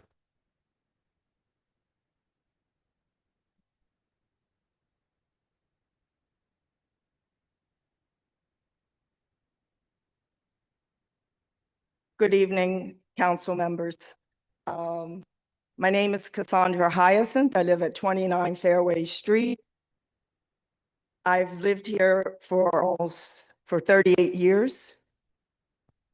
And I feel compelled to speak. This room is filled with citizens, homeowners, taxpayers who love living in Mount Vernon and who respect and care about what we see as, you know, wonderful place to live, integrated, where we all get along. I'm a former administrator here in Mount Vernon at the high school and also at one of the elementary schools. I'm not an expert. And for someone to scold us to say that we can't voice our concerns, and I feel really deeply that you're not really hearing us and that you're not listening. And so that gets to the matter of trust. People put trust in their government officials. We support, we help to get you elected. And to feel that you're not really having our best interests at heart is very disappointing. I'm not an expert, but Vincent Ferrandino is. And he submitted a 23-page bullet, section by section, recommendations, corrections, considerations for you in terms of this comprehensive plan. And I would like to share with those here who will not have the benefit of reading it. He is a professional planner with an active consulting practice in the tri-state area, a former commissioner of planning and development for the city of Mount Vernon, and still a Mount Vernon resident. He created an executive summary, something that we do not have for the 475-page document, which would have made it easier for folks to understand in plain English what you were proposing, and if it was vague, it could have been clarified. The comprehensive plan adoption process concerns.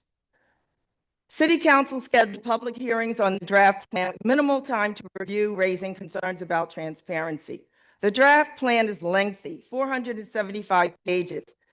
It includes 36 goals and 419 objectives, but lacks sufficient public access to documents prior to these two hearings.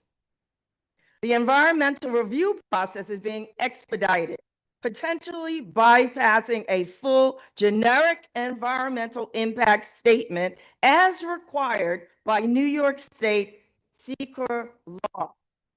The plan proposes significant zoning changes that could increase the population by 10 to 15%, impacting infrastructure. Recommendations for zoning changes such as converting single-family homes to duplexes lack proper impact studies. The draft comprehensive plan contains numerous inaccuracies and areas for improvement across various chapters. The introduction fails to mention the importance of environmental review in the planning process. Population analysis does not adequately address the decline in younger demographics, which is critical for future planning. Many neighborhoods are recommended for zoning changes that do not align with their current character or infrastructure capabilities. Go watch the TV. The plan should include detailed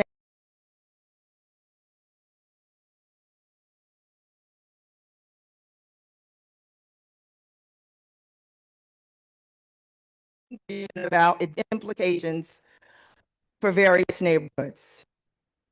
I'm going to be respectful of your time limits, so I'm going to skip to this last section, effective government service. A professional should oversee the multivariate tasks proposed to improve government efficiency.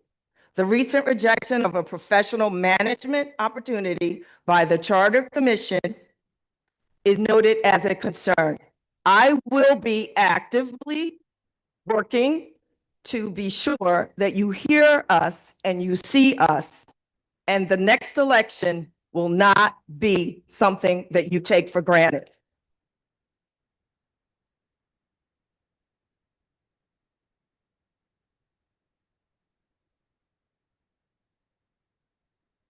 Thank you for your comments, Mr. Keller. Thomas Keller, 12 Pasadena Place, 10552.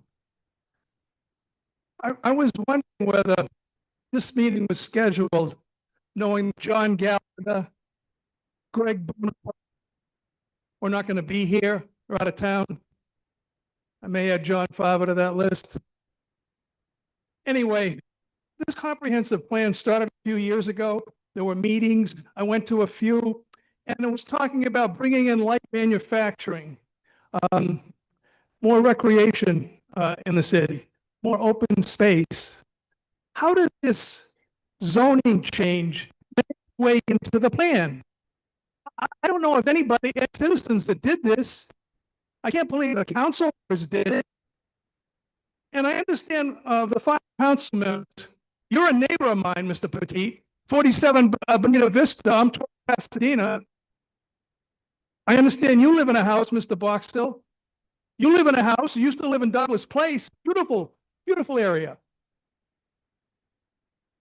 I hope you're not going to vote on this. Let's keep these hearings open, because more people may come and express their displeasure at it. Just a couple of I don't need remarks, but I think everything has been said tonight. From what I can say, I don't want to repeat it.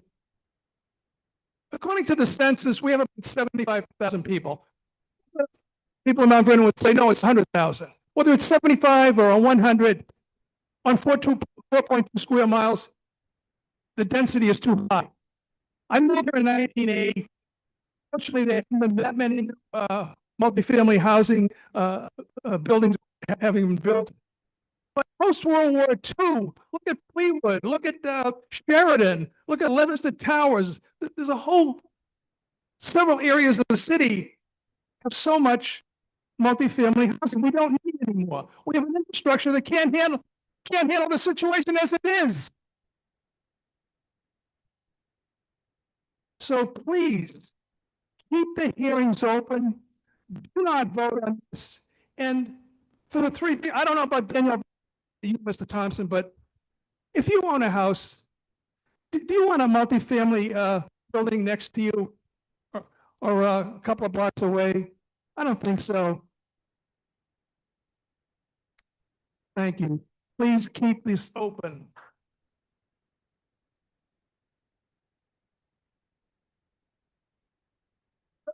I got 2 minutes left. Can I give my time to somebody else? No? I wanted to give it to Eileen Justina, but she had to leave, but there's plenty of other people who could, Thank you, Mr. Gallo. Appreciate you.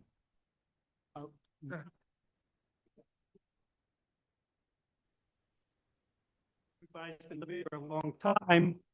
My name is Fred Derringer.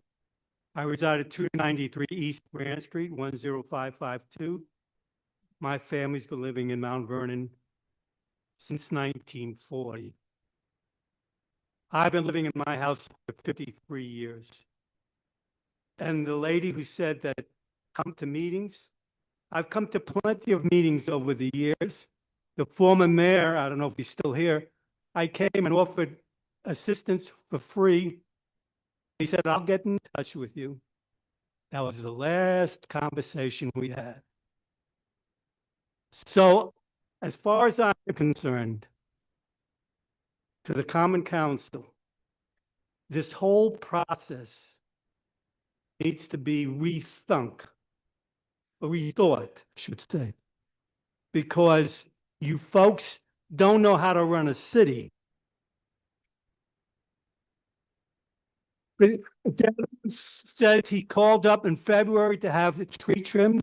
I called up February, not this year, a year ago, this year, almost 2 years ago. When I called to inquire what happened, what I was told was the mayor needed, and this was a danger because I live on a major street for emergency vehicles, and a lot of cars drive down that street every single day. And I said, I sent the photos. We have a branch that needs to be trimmed. It's a danger. It could fall, it could injure, it could even cause serious injury or even kill someone. And the mayor has said that the playground, the grass had to be cut for the Little League. Well, I'm for kids. I love kids. But safety comes first and foremost in any community. Sidewalks were horrible. I called up the DPW a couple months ago and I said, there's a horrible situation here. They came and looked at it. We'll take care of it. Yes, they'll take care of it. When? That's the question. So don't put through all these zoning things and whatever, because you folks haven't done your job till now in running the city. Get that in order and then worry about putting in new plans.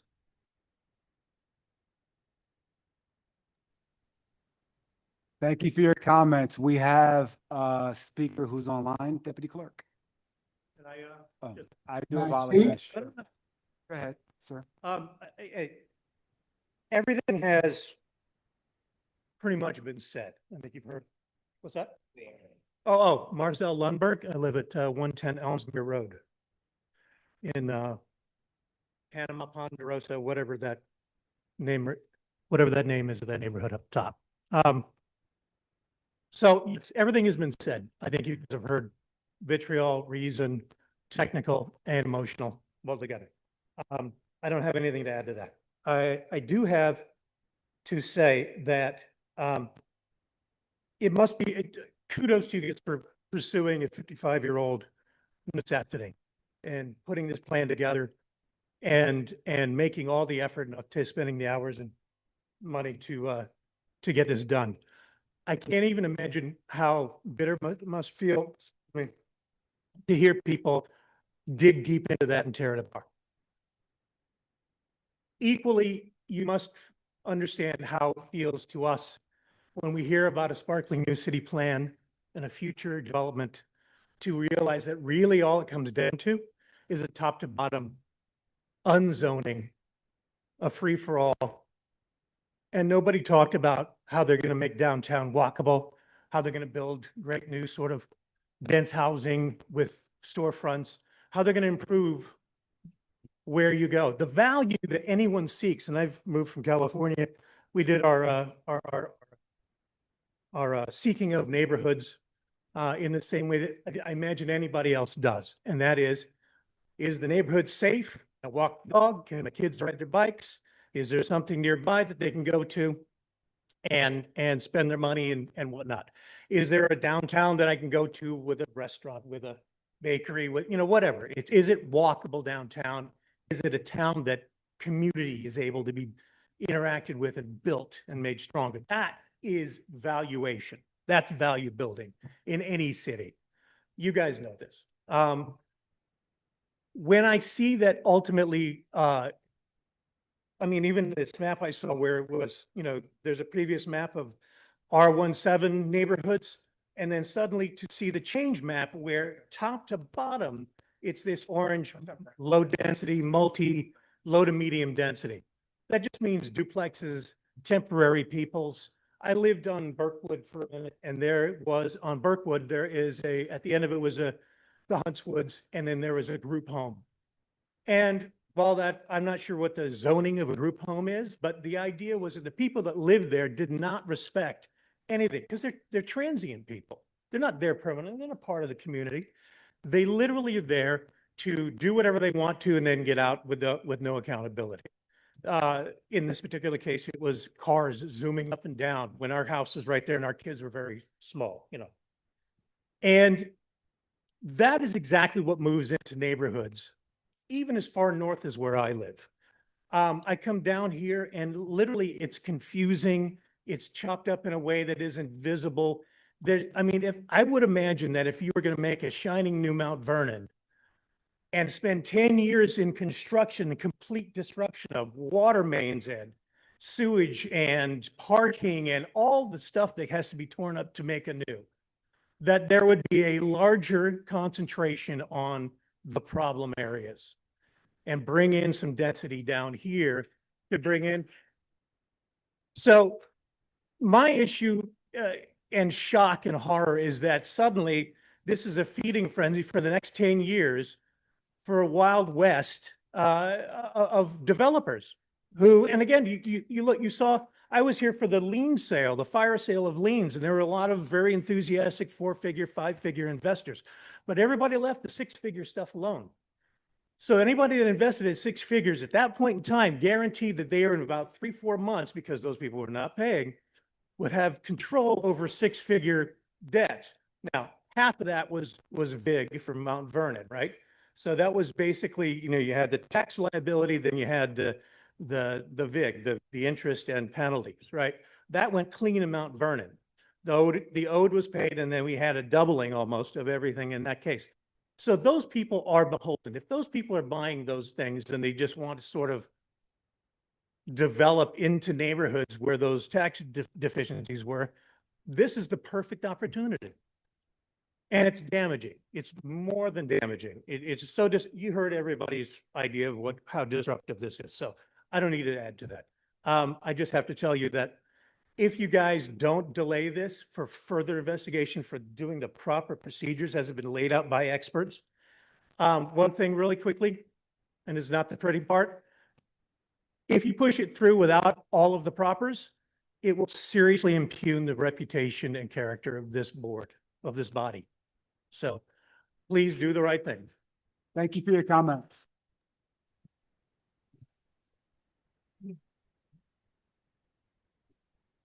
Looks like we have 2 more comments. We have 2 speakers that are online.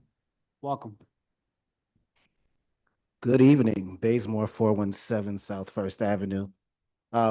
Just here generally, actually, to complement the comprehensive plan. I had the opportunity to read it earlier, and I have to say that this comprehensive plan, I've gone through 2 comprehensive plan processes, one within another community in Westchester, and I have to say that this plan actually really takes the real character of Mount Vernon, particularly like making sure that this is a Mount Vernon for all.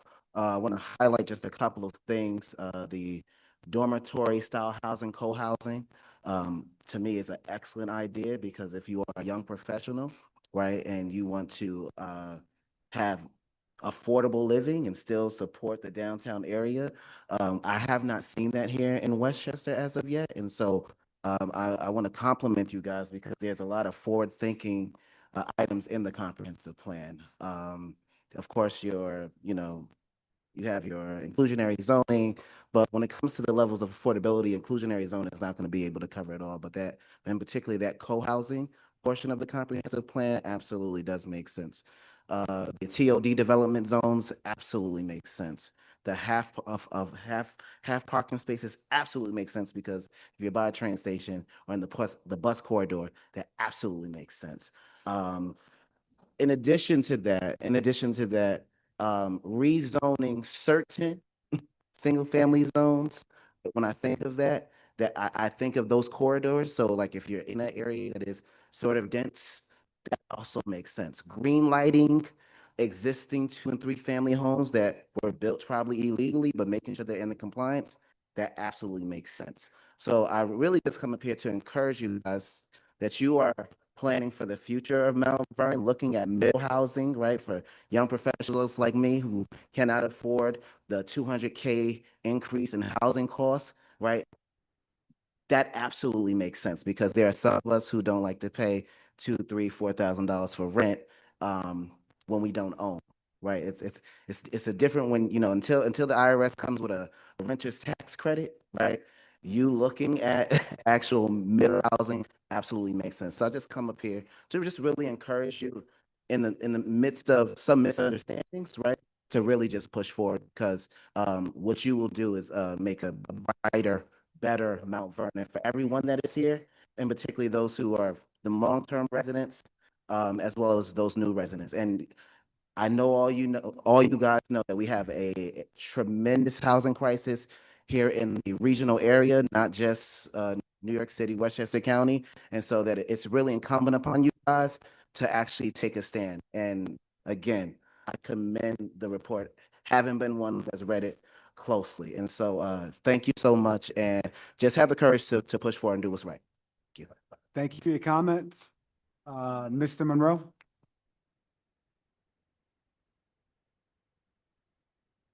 Good evening, council. Good evening, community.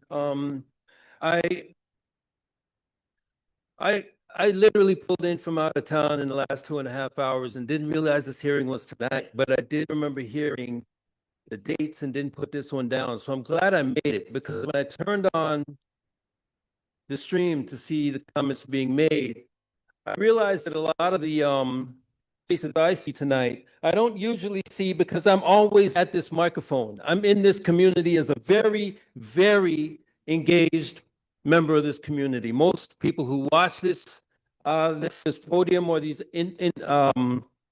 public events know that, and I don't speak from any authority per se, but I speak from some legitimacy in knowing that my comments tonight are going to cover mostly social commentary, quite frankly, but also public criticism, because I do feel that this comprehensive plan is flawed. Flawed by default, because it really doesn't come from the bottom up, which I think all governance and any real democracy would operate, right? Like many policies in the city, the comprehensive plan reflects an innate direction that wants to be pursued from the powers that be, whether they're economic, political, or otherwise, and it's kind of funneled down into the community in the way that the community can then, in some modified way, discuss openly whatever options were given. I think that's a problem. It's a problem in every other way that is evident in the fact that we don't have public comments in the library meetings, which is a real travesty. I'm wondering how many people here have even shown up to protest that. I'm wondering why this community is so basically silent until nights like this come up. And it's not ironically a very heavily white-faced audience on matters that I think please respect. It's not fair, because none of you really ever talk about racial class in this community. That's why it's not fair. It's not fair because in the community where on paper 70,000 people live, maybe 20,000 of those people are so-called white in American parlance. No one ever talks about that on this microphone. Not because it has to be discussed on the record. It has to be discussed because we need to discuss economics, social culture, frankly, and politics. And the United States is a colonial, racist country. If you don't understand that, you've spent too much time listening to CNN. And that's not my fault. And frankly, it's not mostly your fault either. But when we get a comprehensive plan that doesn't listen to the people, it's understandable why the comprehensive plan sounds like this and why meetings like this tonight. How do I know? I showed up at a comprehensive plan meeting, and one of my inputs was really to put on Post-it note paper just a suggestion that I've always actually mentioned here. A bunch of people probably celebrated so-called Columbus Day yesterday, with no irony that Columbus came here as a racist, raping genocider, right? People don't understand that because miseducation and ignorance is so prevalent in the United States. I'm sure people that boo from behind me have no idea what the actual history of the United States is, and they probably think they're educated.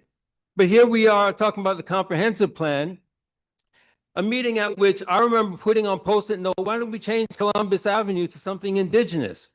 The people, the young person at the, I suppose she's from the comprehensive plan team, monitored the station, sent my Post-it note and didn't ask me anything about it. But I walked around the room to other stations and looked at other issues and discussed other issues with other people at their stations. Came back to that same station and my Post-it note was gone.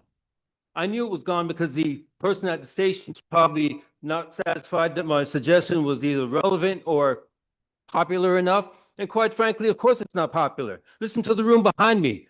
No one's silent. They're actually booing common sense, factual, historically relevant facts. Why would you do that in a community that's mostly Black and Latino? Because you're ignorant, that's why. But it's okay, it's understandable. The system makes us ignorant, Black and white. If you don't understand that, then that's your problem. It's gonna be your problem, it's gonna be your children's problem too. In the meantime, people like me sit in the community trying to engage my neighbors, Black and white, with simple suggestions, like maybe we should change the Columbus Avenue name. But no, we're gonna defer to the popular notion of keeping it Columbus Avenue because a bunch of racist people want it to stay that way. Imagine what would happen if the city actually deferred to justice and not just popular ignorance. That's my question tonight. Why can't we have a comprehensive plan that defers to the popular strength of what's right, not just what's popular? Thank you. Thank you, Mr. Newell. So we will now take comments that are online. We have two speakers that are online that will be giving comments. Deputy Clerk?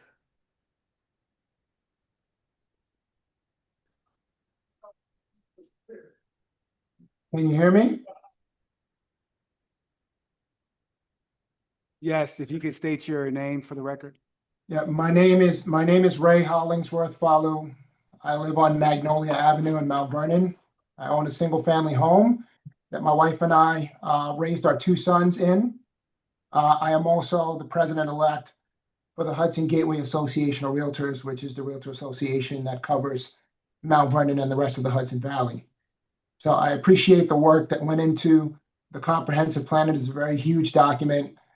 I'm only going to speak to the housing portion of it because the plan itself is very large. In terms of the goals of the plan, I support the homeownership access and affordability piece of that. That is super important because there is a housing shortage, which most people are aware of, not only in Mount Vernon and New York, but all over the country. I support the incentivizing of mixed income housing, which is very necessary in Mount Vernon. Mixed income housing allows different people of different economic statuses to be able to afford, live, and own in that community.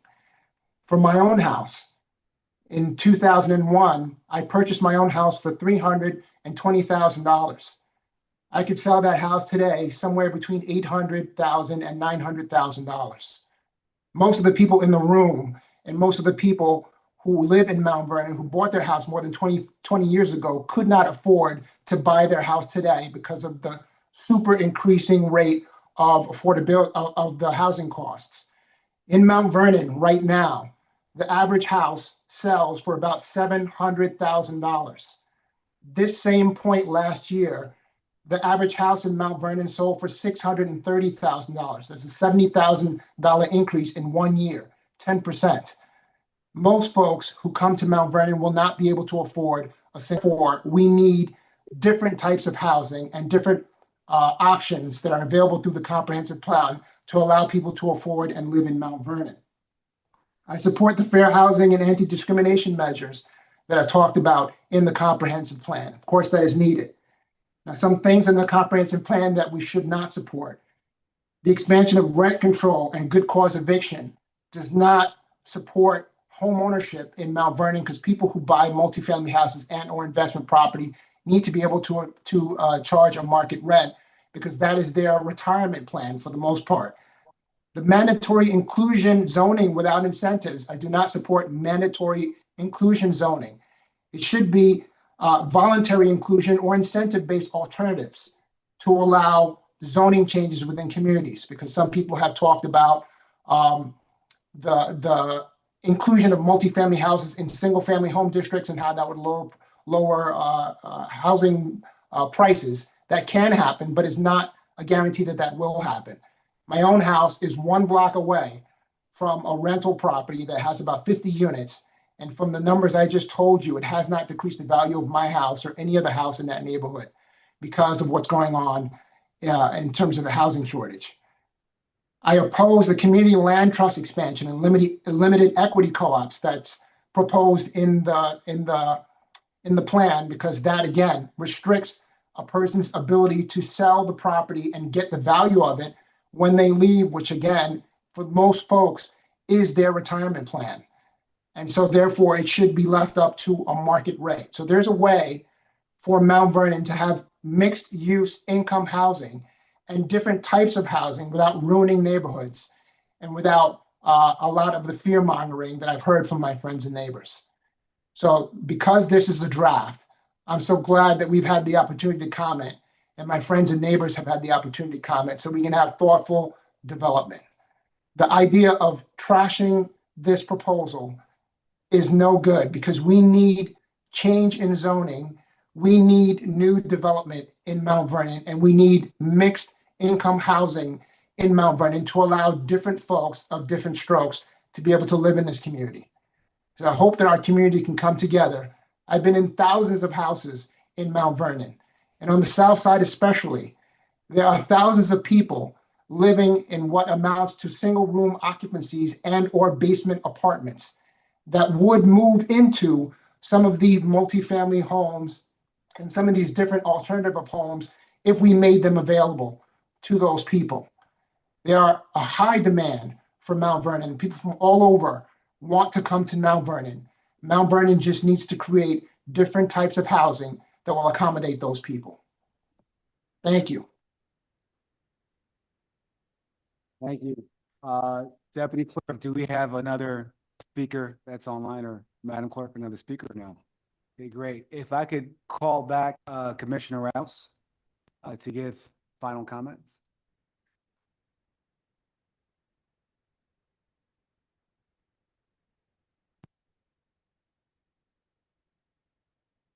Thank you, Acting Council President. First thing I want to say here, just to close things out, is thank you. And thank you to everyone. If you know me, if you've engaged me, I sincerely mean that. This is an extremely important part of this process. There were a lot of comments tonight. Some, some very straightforward, some no louder than others, but all were heard. And so what I'd like to do is just, kind of give a brief overview of some of the stuff we heard. I'm not going to mention everything that everyone heard, but just some issues that were loud and clear that we will address very directly, and then talk a little bit about next steps.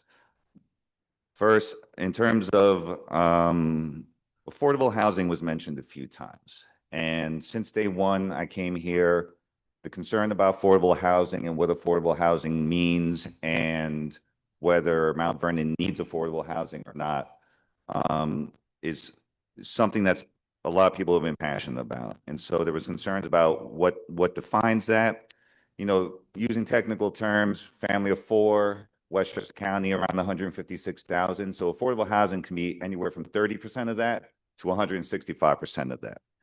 And so in considering affordable housing and what's appropriate for Mount Vernon, that's the parameters that we still need to have continued conversations about moving forward.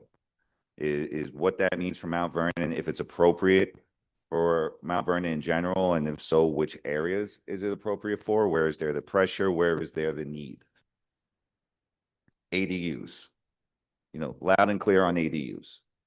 The reason we brought up ADUs primarily was because, like with, for example, short-term rentals in the past, wasn't defined, wasn't acknowledged. Whether someone likes accessory dwelling units or not, it is still something that needs to be addressed. Possibility of saying no accessory dwelling units in the entire city is an absolute consideration, possibility, and something that will be explored based on the feedback that we've heard. Concern about stores closing and retail. It's true. Retail market has changed, especially since the pandemic. And so part of what we've talked about mixed income and mixed uses is looking at alternative options. How do we revitalize our commercial strips with different uses? Yes, light industrial or certain types of institutional uses that activates that street front, that creates that kind of energy. And so that's something we will define more and look into more. Other big issue, parking requirements. One thing, and we will make clearer about parking requirements, is that the reduced parking requirements that were suggested were for the ones surrounding the higher density, recommended higher density around the train stations. We are not looking at, and we're not encouraging in lower density and medium density districts to lower those parking requirements. So we will clarify that in the draft moving forward, pardon me, because I understand that it needs clarity. Fears that, before that, one important aspect that was brought up, I believe it was Ms. Sanchez who brought it up, about each issue does not stand alone. And I want folks to understand, and in considering that, is in the comprehensive plan, we kind of recognize that a lot of issues interlope with each other. And the concerns about density and infrastructure were not looked at in the vacuum. And part of that is not only considering density based on the current infrastructure impact, but future infrastructure impact. And one thing that we put in the phase one of the plan was looking at an infrastructure fund from developers. Like if you're looking to do business, then you have to, donate and improve, because the two biggest issues in terms of our infrastructure is not only development itself, it's the maintenance.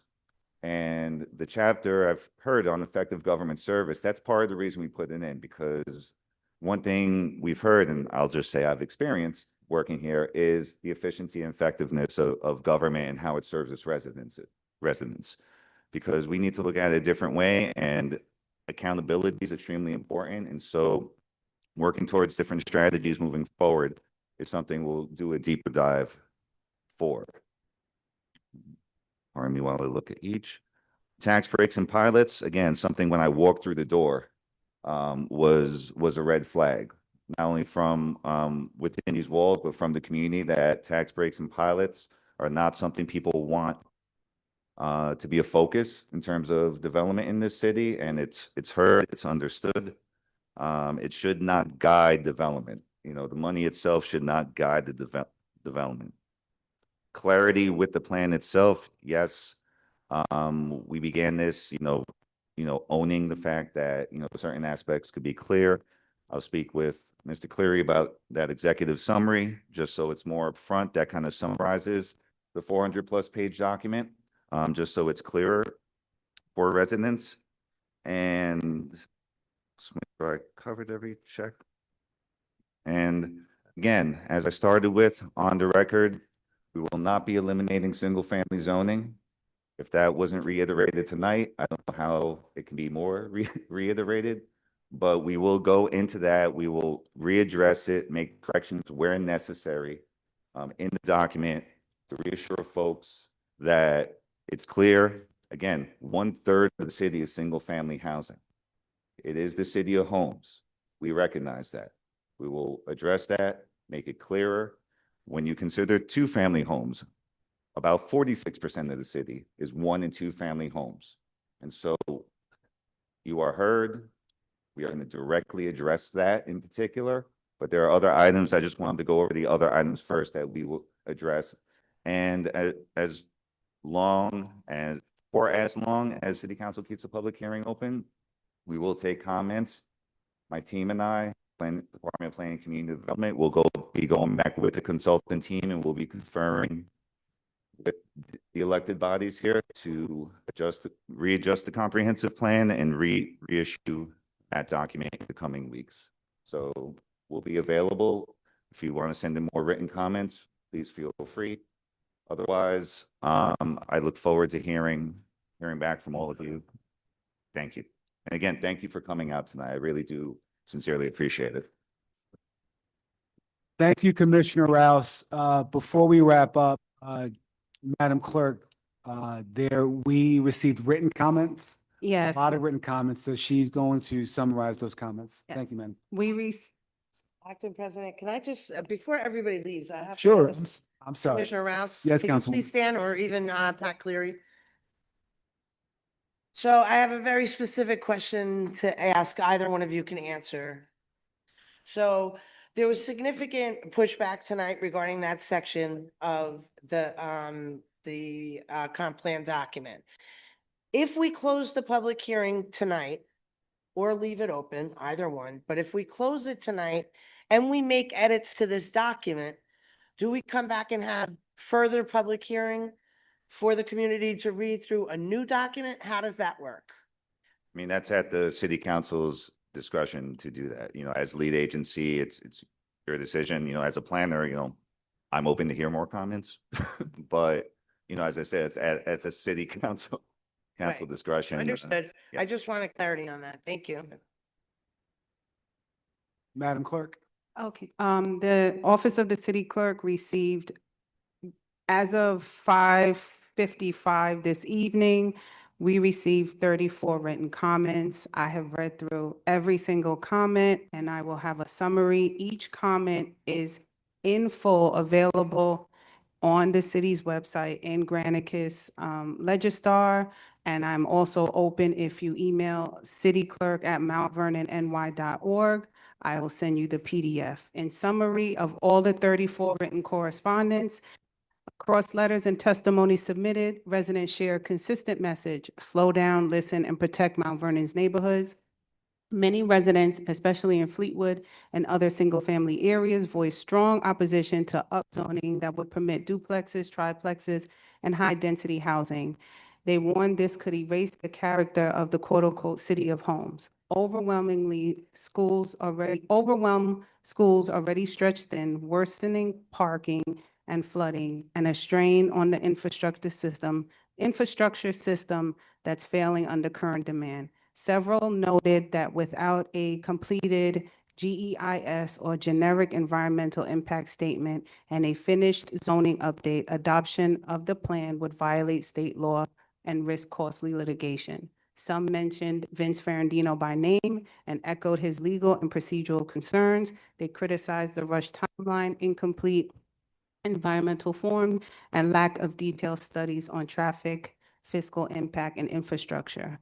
The consensus and advice is to pause the adoption, complete the environmental review, and integrate zoning changes transparently before moving forward. Residents also expressed frustration with city management, questioning how a government struggling to fix roads, manage flooding, and process permits can realistically implement, and I quote, a 475-page plan that invites more development. Several commenters offered constructive ideas to pursue a retail and economic strategy for Fleetwood, strengthen historic preservation, exploring capping at the Cross County Parkway area, and engage the community through a truly open review process. In summary, while residents support planning for Mount Vernon's future, they are calling for, and I quote, responsible, transparent, and legal sound plan, one that protects cities' homes, infrastructure, and identity before embracing more density. And again, everybody's written correspondence is online and up for review. And as they come in, that file would be updated and the city website will be updated at least twice a day. Thank you.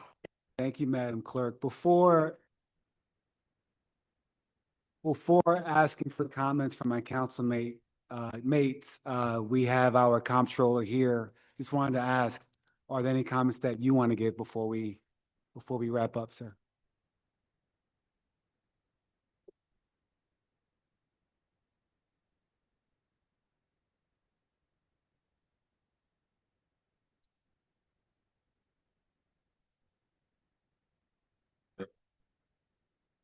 There you go. All right, good evening, your Honorable Council. Darren Morton, City Comptroller, resident at 112 Sycamore Avenue. I came today just to hear, because I wanted to be able to hear what the public actually was saying about it. I'm still actually reading through the 475-page document myself. But I will say this, I do concur that it is important for us to maintain neighborhood characteristic and to ensure that the beauty of our one-family homes, and particularly in our communities, and designating what those communities are to make sure that they remain the same is absolutely important. And I think that the language needs to be very crystal clear about what that means. In addition to that, I do believe that we do need to have a very pointed study on what the fiscal impact of whatever it is that we're proposing, right, as we move forward. Because the city has historically struggled to provide the necessary services for the already highly dense community that we live in. And over the last recent years in which I am working through, we have not fulfilled our responsibilities to the services that are required in order to keep these communities intact. One of the major focuses, of course, has to be the downtown corridor for folks to feel as if while they live in a community that is very adjacent to New York City, that it is not New York City, right? And now, nor should it be New York City, nor should it be the Bronx, nor should it be characteristic of the Bronx. It should be characteristic of what Mount Vernon is, as we say it is the city of homes, the city that is the jewel of Westchester. And so there's some more work to be done, right? We talked about the transit-oriented corridor, and I think it's going to be a win for us as we move forward in this. As I read more in the plan, I'll probably have more very specific comments to make. However, I do believe that we need to ensure that we maintain the characteristic of neighborhood, right? And while we also balance the changing housing market, right? That is necessary in here. So I think those are my general comments today, because I didn't come planning to talk. I just came planning to listen. But thank you. Thank you. Thank you, Councilor Morton. So at this time, I would like to take comments from my council mates, starting with Councilman Gleason, working our way around this way. First and foremost, I really appreciate everybody who came out tonight. It's very important to us to hear what the community has to say. We did work for the last 3 years on the document, and there's a lot of stuff that we took out, some stuff that we reviewed. And this section, I personally don't agree with, that single family and changing it to two to three family. But the best part about this document is that it is a draft. And we have these hearings so that we're able to hear what the community has to say. So with that being said, I'm glad everybody's been here for 2.5 hours to engage with us, and it's greatly appreciated. Thank you. Thank you, Councilwoman. Councilman Thompson. Yes, first I'd like to say thank you to the community, and also thank you to everyone who has worked tirelessly to make sure that this document came into fruition. We have to realize that Mount Vernon is the melting pot for every culture and every type of person and every type of housing. Every time we have a meeting, it is a direct conversation on what we want in our community. And the key word is our. Whether you live north, south, east, or west, there is one Mount Vernon, the city of Mount Vernon. It's one Mount Vernon. And we have to collaboratively do everything we can to protect our city because it is our city. And a lot of times, I've heard my versus our, and it's our city. We all live here together. In order to serve this city, we have to live within this city. So we are trying to do the best for our city. We have to change our I's versus we's. We are in this together. And every time we have a city council meeting or any meeting of any in nature, we just have to make sure that we're doing the very best for the community that we all live in. Doesn't matter the sector we live in, but we live in this city together. It's not the town of Mount Vernon, it's the city of Mount Vernon, and we all reside here. Right? So I just don't ever want our passion to become disrespectful to anyone. I've heard people called out of their names and things of that nature. We don't need that. We want to make sure that we're doing the very best collaboratively, saying that we must protect our homes, whether that's a single home, whether that's a multi-dwelling. We all live here together. We have to do the very best we can to make sure that we can sustain where we live. Now, yes, we have to protect our single-family houses. We 100% have to protect our single-family homes because they have carried Mount Vernon thus far. Mount Vernon has survived on the back of our single-family houses, so we have to make sure we protect them. But once again, that comes with a conversation. That's why we have hearings. Hearings are simple conversations with community residents so we can come as a collective to see what will work best for that keyword again, our community, because we all reside here. So we all have to come together and make sure that we do the very best for the community in which we live, because we're not always going to be here. We're leaving that to our children and our grandchildren and so forth. So we have to make sure that we're doing the very best to make sure that our city is sustainable for those who are coming behind us, right? Once again, I heard a lot about pilots. Pilots are not granted through city council. We hear that a lot. Pilots are not granted through city council. So when you come to the city council meetings and things of that nature, we just want to make sure that we make sure that we're fully understanding how government works, what the processes are, and things of that nature. A lot of us expect things to just work at the drop of a dime. That's not how government works. We want to make sure that we're following proper protocol to make sure that everything that's in place carries out and it is effective. We want to make sure that everything is carried out effectively, thoroughly, and we want to separate facts from fiction. That's why anytime there's any engagement, we want to make sure that we allow our community to be abreast of what's going on, partake in the things that are going on, so we can get the facts. So when there is rhetoric and confusion, you can stand on your facts and know exactly what's going on with our community. So I'm so appreciative for our community coming out. I'm appreciative of the ongoing conversations that we're able to have. We just have to continue to be productive and, proactive about what's going on in our community instead of reactive. So this conversation is us being proactive, saying what our needs are and what our expectations are. So let's continue to work together to do the very best we can, collectively, to do the very best we can and keep our community afloat. So I thank you so much. Thank you, Councilmember Thompson. Councilmember Boxell. Thank you, Acting President Potteet. Good evening, everyone. This has been a very passionate night. Thank you guys for staying this late. I'll keep my comments brief. The comprehensive plan is extremely important topic.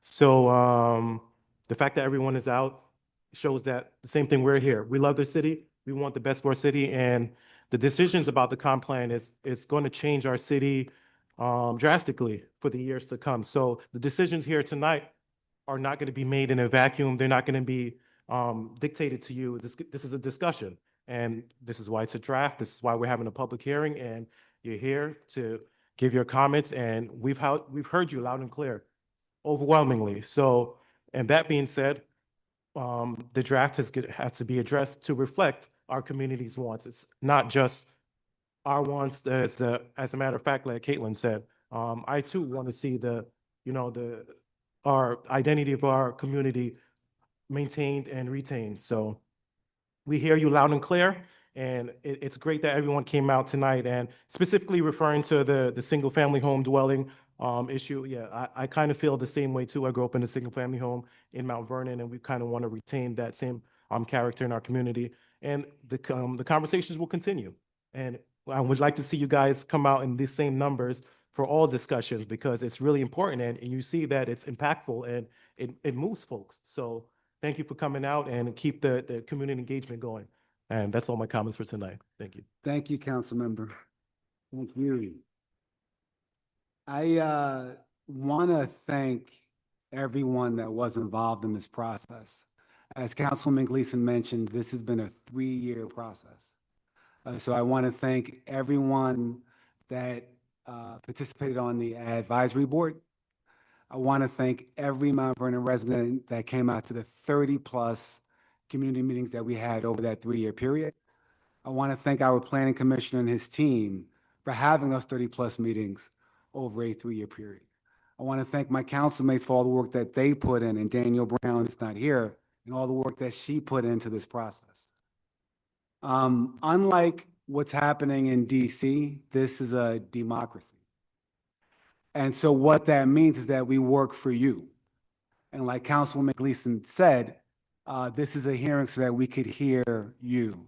So that I want to thank you for all the comments that you had, and we heard you. We heard you loud and clear. We will work with the consultants. We will work with our planning team to make sure that the new draft of the comp plan reflects the comments that you gave us this evening. With that being said, I would like to ask one of my councilmates to have a motion to close the meeting. I have a quick question for Corporation Counsel. Do we make a motion to keep the hearing open? Okay, so I'd like to make a motion to keep the hearing open. Yeah. On that question, so if any revisions to the draft, how does that affect, is this a new public hearing? Does a new document have to be produced, and or how does that happen, Corporation Counsel? Questions you'll ask Brad. All right. If I may, So Sure. I think Yeah. we're supposed to put a timeline on that, correct? Yeah, 7 to 10 days as usual. 10 business days, but 10 business days? right, so before she makes a motion, it needs to be clear, because we want this meeting to stay open. So if there are any revisions and modifications, we want that to be coming into the open segment. So therefore, you won't have to call for another meeting. You have that done during the open segment, where you can also have the open comments from the community coming in. And all those revisions can be sought out, and we can let the community know what's going on, because I will not be voting for a document that is not specific, concise, and clear for every resident to understand. Okay, so my motion, I'm sorry, what? There's no commentary from the audience. My motion is to keep the public hearing open for 10 business days. Second. Roll call. What day is it? It'll be explained as well. Councilman Box Hill, Aye. Councilwoman Gleason, Aye. Councilman Thompson, Aye. Acting President Potteet. Aye. Thank you. And can we also have a motion to close the meeting? I make a motion to close the public meeting, not the hearing. Second. Roll call. Councilman Box Hill, Aye. Councilwoman Gleason, Aye. Councilman Thompson, Aye. Acting President Potteet. Aye. Thank you. Right. Thank you, everybody, for everyone. coming in. Thank you, everyone. Good night.